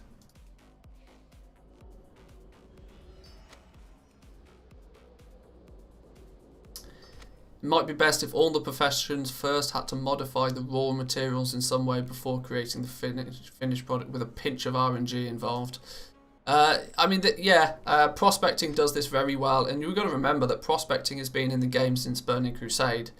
They developed this system a long time ago. Milling is always, Inscription has always had the same sort of thing about it. That you would mill the herbs and then you'd get slightly different amount of pigments every time you press the mill button, and that uncertainty creates or gives at least the option to build some profit into what you're doing.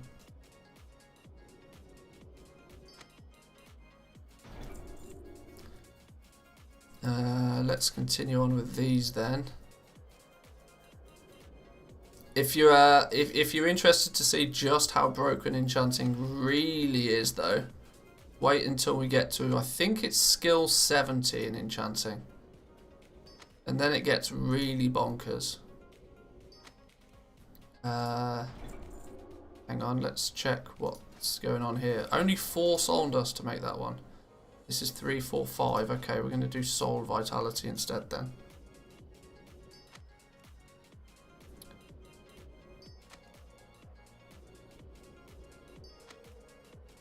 I mean, I'm not in. Well, the thing is it's difficult to sort of call prospecting and milling RNG because they're not RNG. There are predetermined milling rates. There are predetermined prospecting rates. The difficulty becomes is that it's not super easy for everybody to. It's not exact results for everybody every time, which is good. I seem to remember it being 75 from the first look video, but might be wrong. 70, 75, something around there. It's 70. When we get this one, Sacred Shard, when we get this in a minute, it goes absolutely bonkers.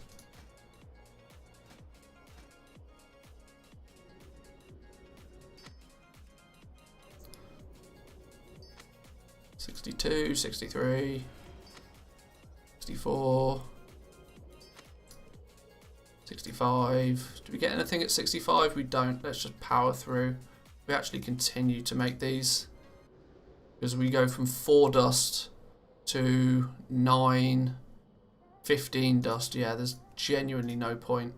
Continue these ones. These are nice and cheap.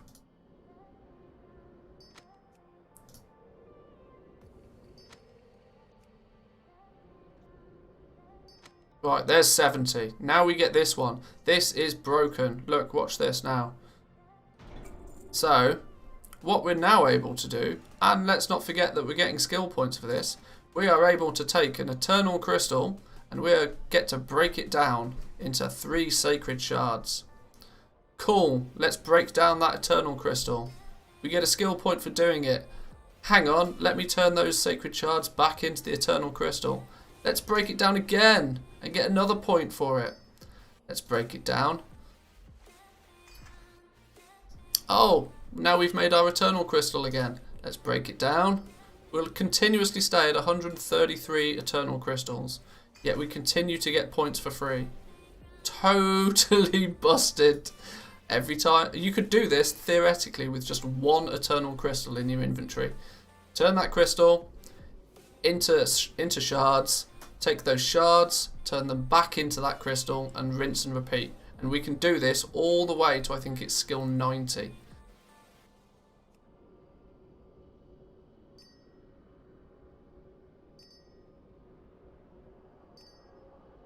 Did you report this? It's stupid.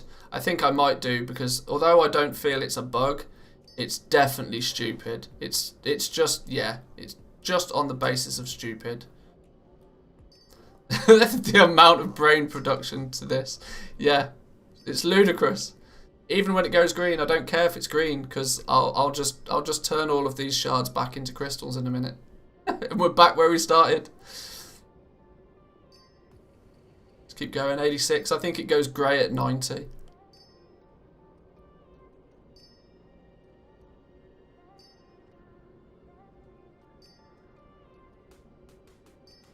Boom. Grey at 90. I am going to report this a bug, simply because it's just dumb. Leveling, enchanting. Once you unlock the eternal, what's it called? Eternal crystal. Once you unlock Eternal Crystal at skill 70, you basically get 23 skill points, because you can turn the shards back into the crystal at no cost. Feels dumb. Feels dumb. Bug, question mark. Is that as simplistic as I can put it without sounding like a dick? Leveling enchanting. Once you unlock Eternal Crystal at skill 70, you basically get 23 skill points, because you can turn the shards back into the crystal at no cost. Feels dumb.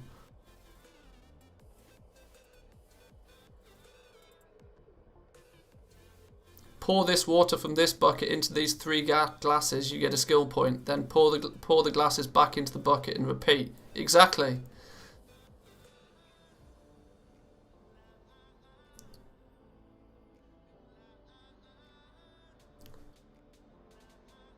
Who thought this was a good idea? Yeah, it's just crazy.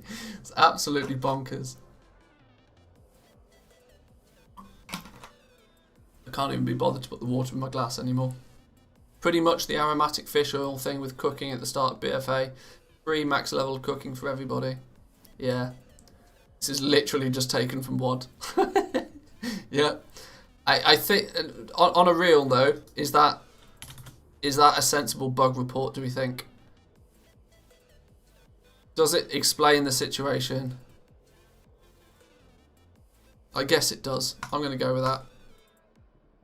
But yeah, so we got from 70 to 90 in enchanting for free. Now we get all these new things to craft. What do we actually have to craft that's going to give us some points now? Eternal stats. Sure.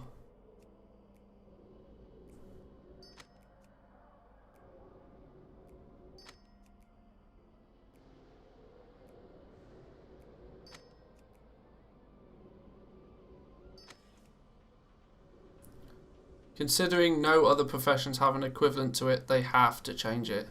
Yeah, there's no reason why you should ever be able to get 20 skill points, in essence, for free.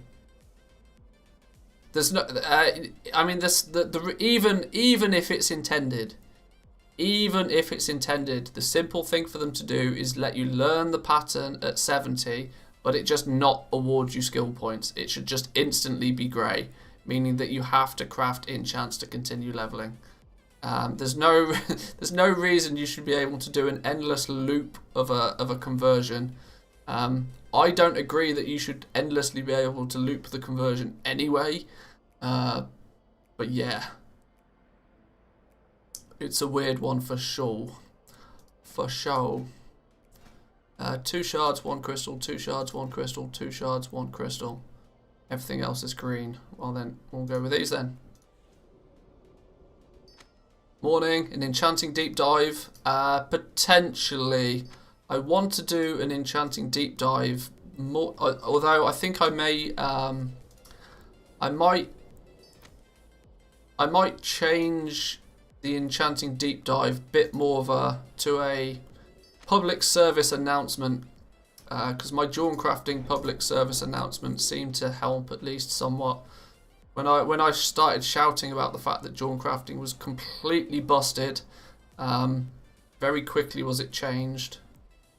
I'm not saying that I have any influence over what Blizzard do. I doubt Blizzard even see my videos, but if at least one developer sees the video, then it might have an effect.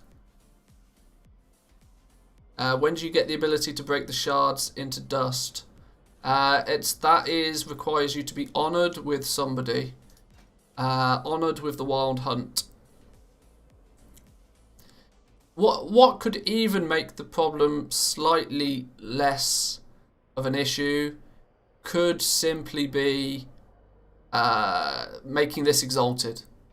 If you have to be exalted before you can turn a shard into dust, that is at least it's a band-aid fix. It just means it's going to be considerably harder to create dust from shards, but it's still only a band-aid fix, simply on the fact that by the time that people do get exalted, they can freely turn any of the materials into anything they want at no cost. There should be some sort of, I can't think of the right word for it, diminishing returns is the thing that keeps coming into my head, but it's not. But there should be some cost to doing a conversion.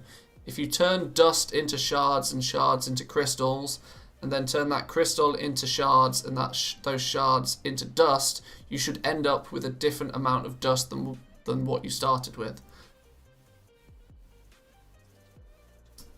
What's the state of Warcrafting right now? Warcrafting's looking pretty solid right now. Warcrafting's basically done. It's in a good place. Enchanting is my next one to make a stink about and hopefully make Blizzard aware that it's broken. What's up with enchanting? Just got here. Quick TLDR.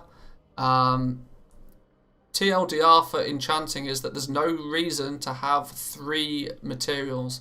You don't need dust, shards and crystals if they're all interlinked at no cost. You can turn dust into shards, you can turn shards into crystals, you can turn those crystals back into shards, you can turn those shards back into dust.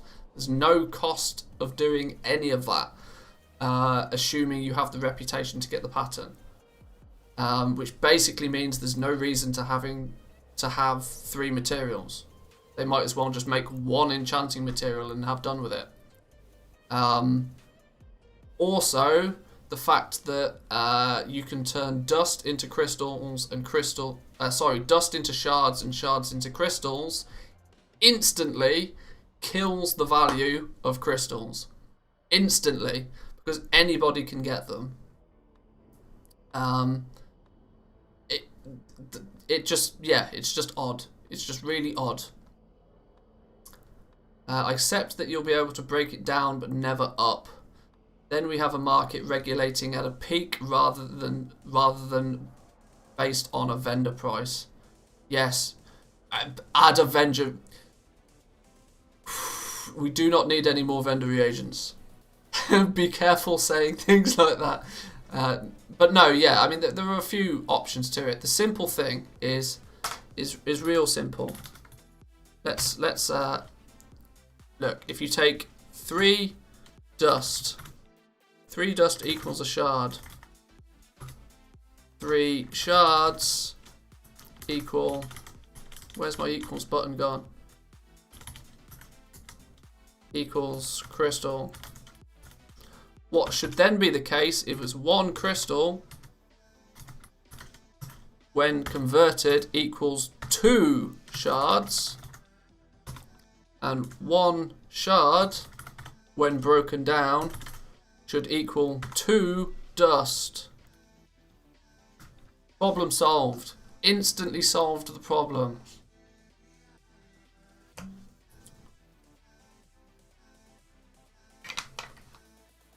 Maybe I should change these to 3 dust into a shard, 3 shards into a crystal. There's nothing wrong with that. That is fine. Oh, balls, what's going on? That is perfectly fine. What they then need to do is if you want one crystal gets turned into 2 shards,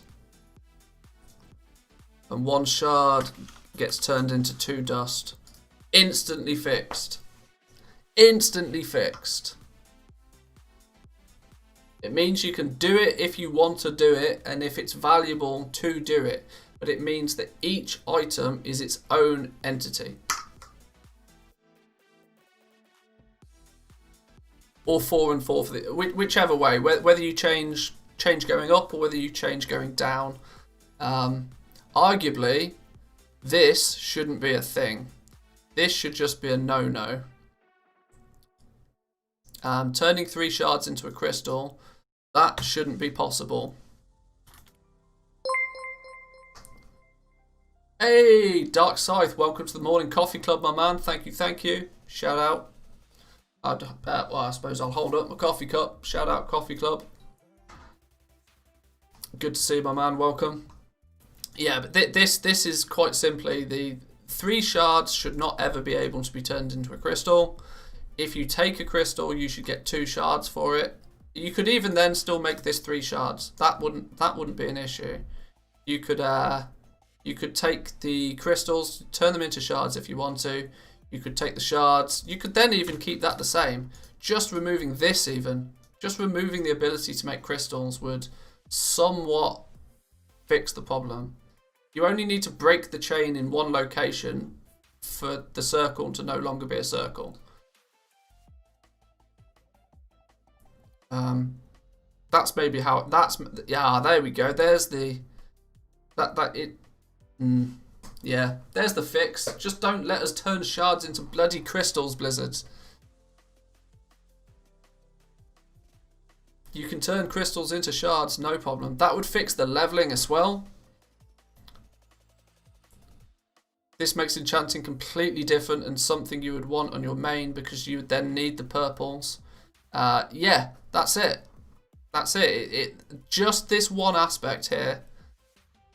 Taking away the ability to turn shards into crystals would completely change the entire profession. The bullshit craziness of turning crystals into shards and then shards back into crystals to get leveling would be gone. Because you could shatter the crystals, but then you couldn't turn those crystals back into. So you would actually need to buy 20 crystals to level from 70 to 90. That would make sense. That fixes that problem. It would give the incentive to have enchanting on your main because any bind on pickup purples you get can then be disenchanted into a crystal. And the only way to get those crystals is through disenchanting. You can't get the crystals through any other method. Should you wish the dust and the shards to sort of have this symbiotic relationship, then sure. Would be nice to have Tempest Hide being breathable, or Tempest Hide into coarse leather, etc. Breakable, yeah. I was going to say that was. Yeah, maybe I kind of get it with enchanting materials. I don't think it's as beneficial for other professions. It just causes issues. I mean, we're doing our best here to try and like break the problem, not make more problems on other professions, really. But I think that one simple change could fix everything. And that, if that's the case, then it's a real simple thing for Blizzard to do. Outside of, they wouldn't need to change anything else. It keeps the crystals premium. Well, let's be honest, this is basically then virtually exactly how it is in BFA right now. There's not much difference.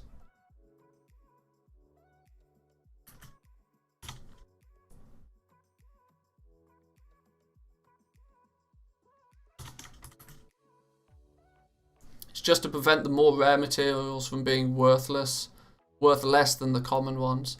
Oh, I see. Well, the simple answer to that is actually just to make the rare materials more valuable than the to just require more of a rare material than a base material. Is there an issue with how it is now in BFA? Not really. It's somewhat, each material in BFA has its own value. Yeah, it's just in the beta right now. It's odd. It's odd.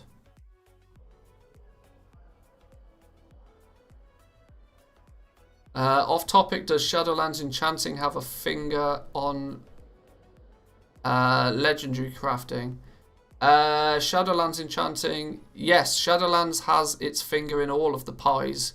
The Enchanting is what is responsible for the Enchanted Aletheian Bar, which also shouldn't be behind a rep grind, may I add. Enchanted Callous Hide and Enchanted Lightless Silk. It all has to come through enchanting. We get these in a minute. Considering Blizzard intend to have less gear dropping, meaning that the crystals will actually then be a premium item. Yes. Yes, definitely. Definitely. Totally agree. Because then that also adds value to a lot of the, if we search for stuff that uses crystals, it actually adds then a lot of value to these enchants, which are arguably some of the better enchants anyway in the first place. Your weapons enchants all of a sudden become sort of like, oh, well, you could get the basic ass enchant, or you could get the one that uses the crystal that's going to cost a lot more, but it does more. It instantly fixes all of the dumb shit. Because like this is a great example. Look, enchanting Agile Soulwalker gives your boots plus 10 agility. Alright, great. But if you want 15 agility, it's going to be one that uses a crystal, and it's going to be a lot more expensive. I mean, arguably, even the way that it is set up right now, this will, yes, be more expensive, but it's still only going to be relative in price to the first one, which actually, point for point, makes Agile, if you're looking at it from a, I don't know, it's just weird. Yeah, they need to change a few things. I think I'm just ranting at this point now. I think we need to quickly finish getting this, quickly finish leveling this. Although this has been really helpful for me to refresh my brain on just how broken enchanting actually is. Otherwise, why would an enchant cost more than 100 gold or something like that? Well, exactly. Yeah, it creates a price floor for every single enchant in the game if all of the materials are linked together. Because we've already worked out that because of the enchanted Twilight Wand, 2 sacred shards is the equivalent of 6 dust. Add on another 4 dust, so that's 10 dust. 10 dust can be traded for 90 gold to a vendor. Which basically means that if you can acquire soul dust for less than 9 gold, there's your price floor. Which then means if soul dust has a price floor of 9 gold, it means that sacred shards then, by nature of them being intertwined in terms of crafting them up and down, sacred shard has a price floor of 27 gold, and crystal has a price floor of about 100 gold. Or 90 gold, sorry. 90 gold. Which then, yeah, ultimately means that you're very rarely going to get any enchant. Even some of the top end enchants are never going to cost more than like 100 gold. It's 90 plus 2 sacred shards, 90, 150 gold for the best enchant in the game. And because you know full well there'll be ways to create dust for less than 9 gold. I absolutely guarantee it. I don't know what it is right now, but it will definitely be possible. Whether it be something stupid like buying an item from a vendor and then just disenchanting it. converting on a. I don't know what the method will be, but people will figure out how to get soul dust for real cheap, and then that's enchanting broken instantly.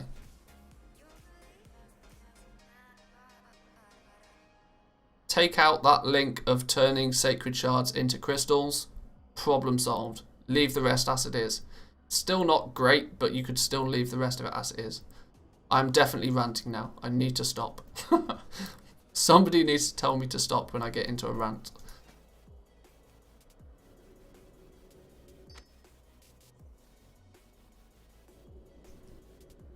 We need to get to 110.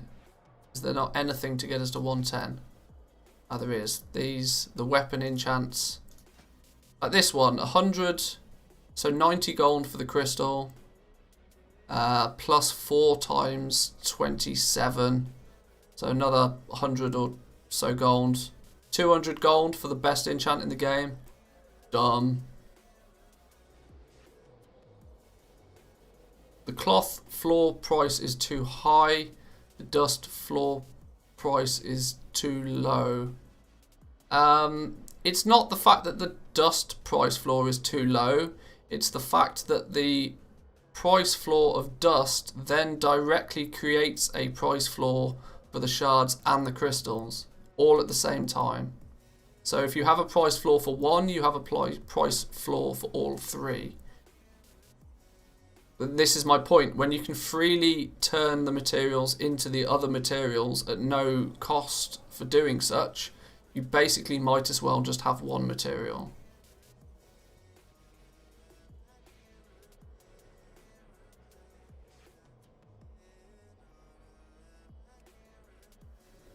It's just a bit weird. It's really difficult to like articulate exactly what I think the problem is. But there's not much more I can say than it's just a bit weird.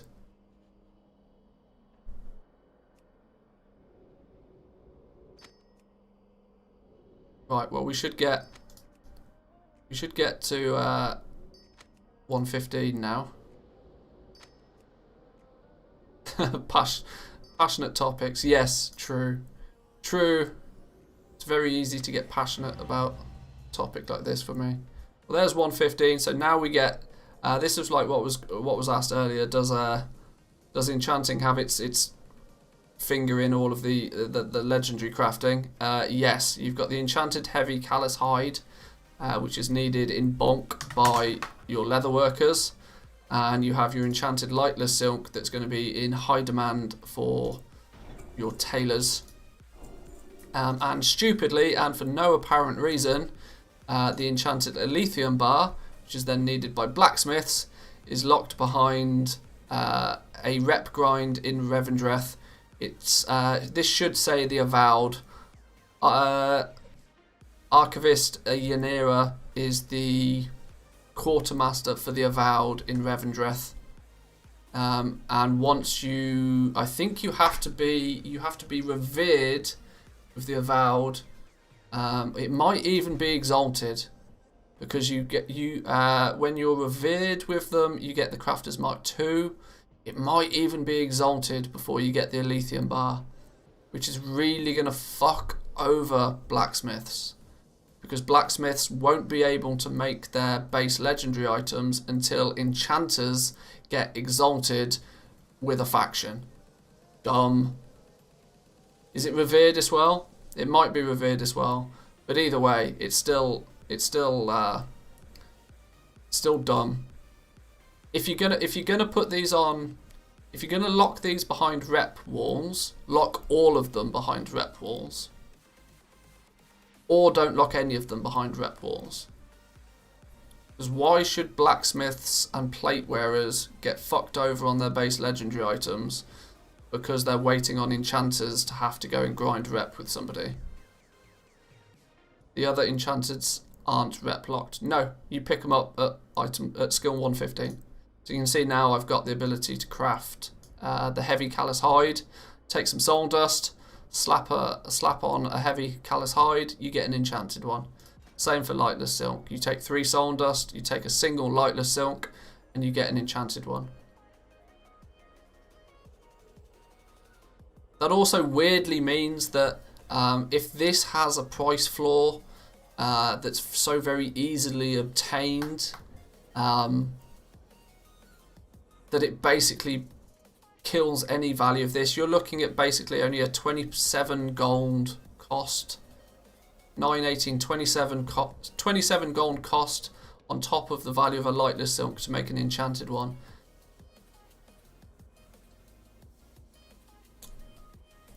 Some of the decisions Blizzard did with reps are so inconsistent. Feels like somebody was working on the professions, got fired, and another one was appointed, then he got fired. Now we have the janitor responsible. Yeah. They just haven't had any love, quite simply put. It's just not had enough love.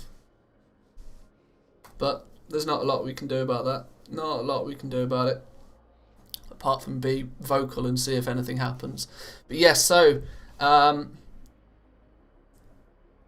basically then we've got everything we need to do an inscription deep dive. Smash that one, flood them with bug reports. Yes, very true.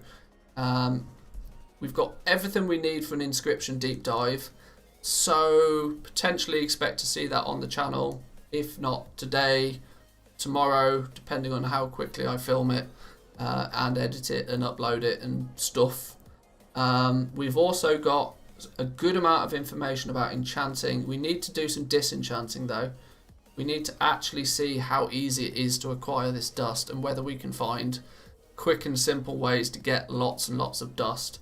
If we can, then it's broken. I still think it's broken, the fact that there's no need to have 3 materials. You could just have 1 with how it is right now. The enchanted Twilight Wand is simply meaning that based on its vendor price, there's no reason for Soul Dust to ever go below 9 gold. If it does go below 9 gold, assuming Twilight Bark is... this is on the assumption that Twilight Bark is basically free. And it will be basically free because nothing uses it. This will be that 10 silver item on the auction house.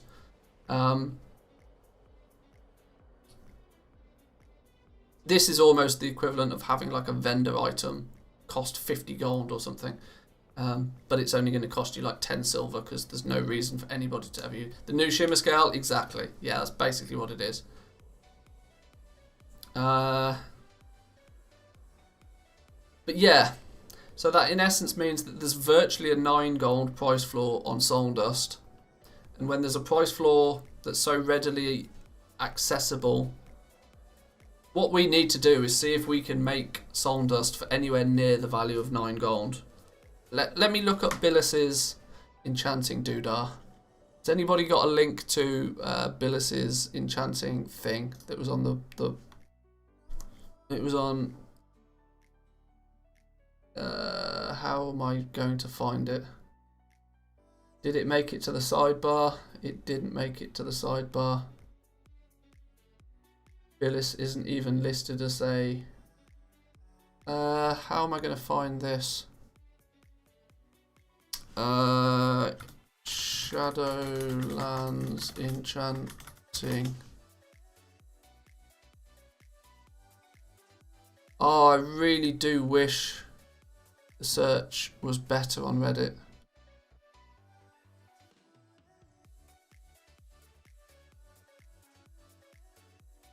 Oh, I missed out the H in enchanting. Oh, I think I found it. Billis's data collection. Here we go. Let's throw this up on screen so you guys can see what I'm actually looking at. Let's drag this in here. Right, so this is Billis Anixia's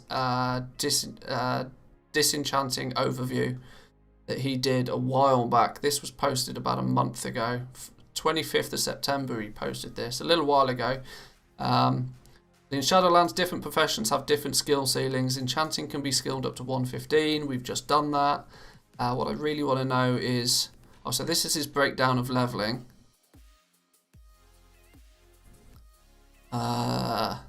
Yeah. Combine 3 sacred shards into 1 eternal crystal. Then craft the eternal crystal to shatter into the sacred shards. Repeat roughly 87 times to get the skill points. You need 1 eternal crystal, 3 sacred shards or 9 soul dust for this, but no materials are consumed. Yeah, dumb. Unlocking the recipes. Disenchanting rates, this is what we want to know.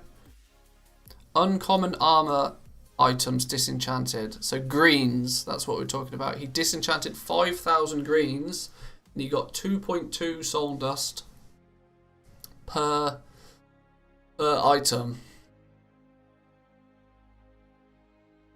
Okay. Well, that then means that... Oh, hang on. Oh, hang on. He did a...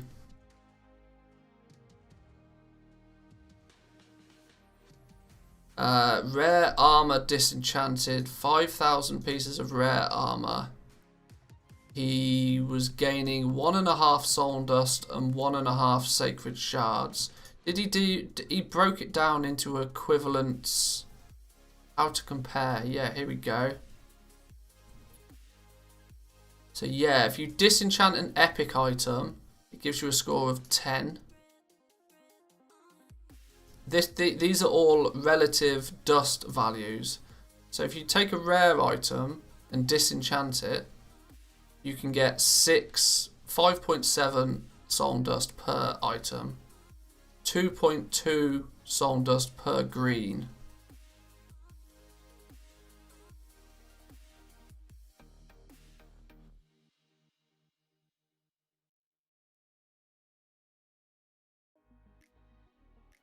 Okay, so yeah, crafting and disenchanting epic items will give you 1 soul dust every 94 gold that you spend. Crafting and disenchanting rare items will give you 1 soul dust. Oh, hang on. Let's say you can craft epic items for 1,000 gold each, rare items for 200 gold each, and uncommon items for 120 gold each.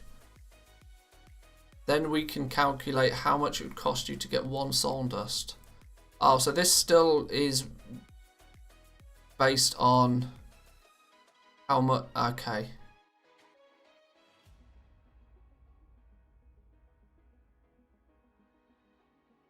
Okay, that gives us some information. 2.2 soul dust by disenchanting a green. That's basically all we need to know.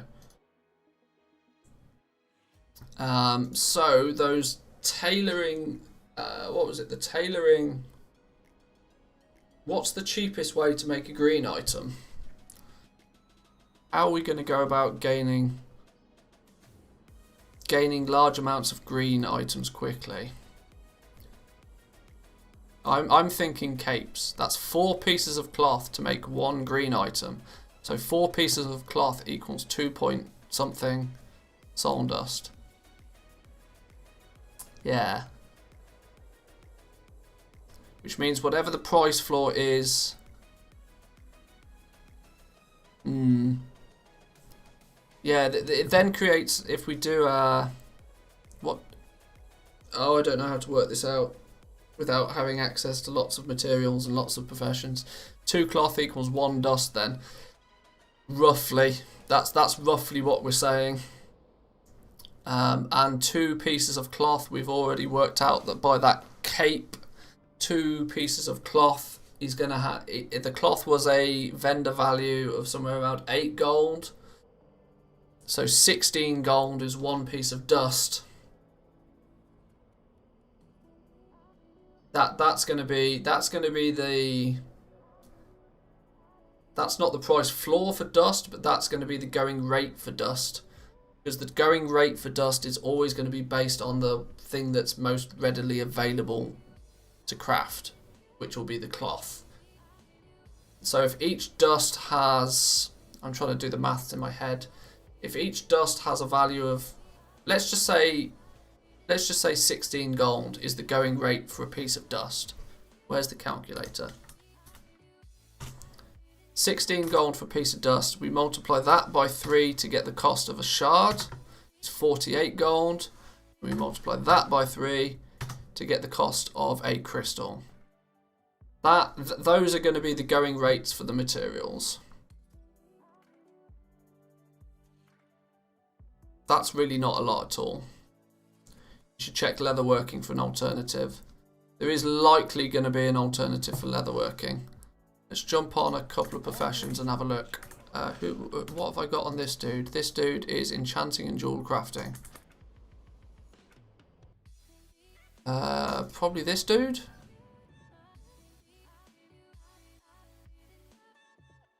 Just arrived from hiking, thought I missed the stream. We are almost done. We are almost done, but hello, welcome to you. Good to see you, my man. Welcome, welcome.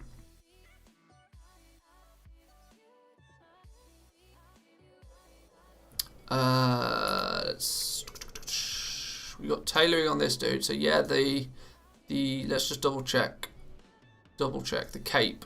Yes, 4 pieces of cloth plus a thread, 36 gold.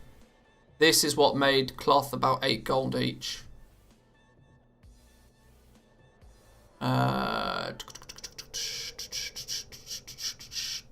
Blacksmithing, do they have an equivalent super cheap green item?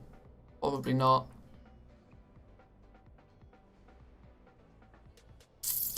Oh damn. 3 pieces of lacestrite. 3 pieces of lacestrite minus the 5 gold for luminous flux. 20 gold for 3 pieces of lacestrite.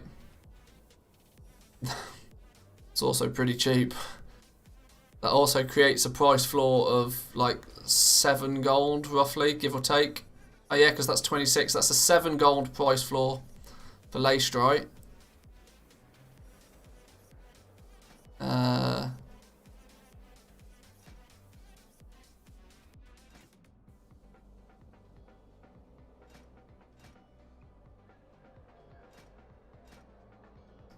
$6.39. That's not double. That, and it still uses double. Yeah. So it's roughly 7 gold for the lacestrite on that one. These values are all really high, you know. Now, obviously, we know that there's going to be significant other reasons for these, but I'm looking more long term. How are people going to go about? What it will still mean is that people will be actively buying green items off people that they've farmed to disenchant them.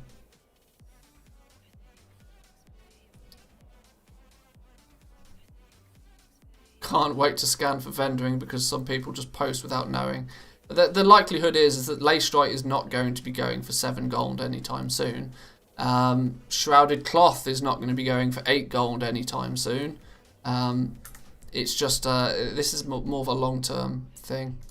Maybe this dude's my leather worker.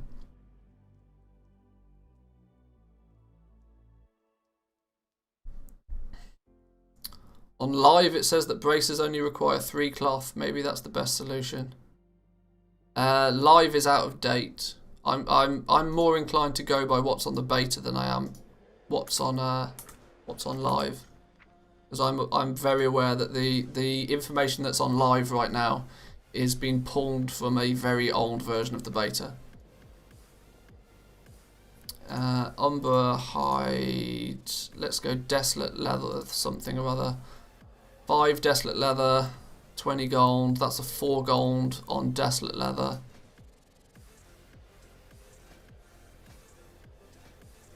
$8, 38, 5.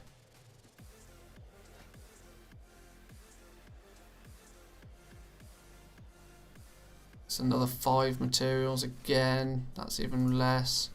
So it's still going to be the tailoring one. The tailoring one is going to be the most likely. The tailoring capes is most likely going to be the way that people are going to get access to their dust. Oh, it's a bit broken, isn't it? It's a bit broken. Well, I think I've got all the information I need for now to get those videos at least on the roll. I'm going to call it there for today's stream, guys. I need to go get some food. My stomach's been rumbling for about an hour now. I'm hoping you've not been able to hear it on the microphone. Big shout out to everybody that joined in the stream today. Thank you for your input. Your input makes doing these streams a lot more enjoyable. If you're new around here, I hope you enjoyed. Hit that subscribe button if you're new around here. If you're already subscribed and you've been here for a while and you want to help sort of support me in the channel going forward, you can always join the coffee club. We had a couple of new members today. Morning Coffee Club gives me the ability to keep this cup full of coffee and alive and awake.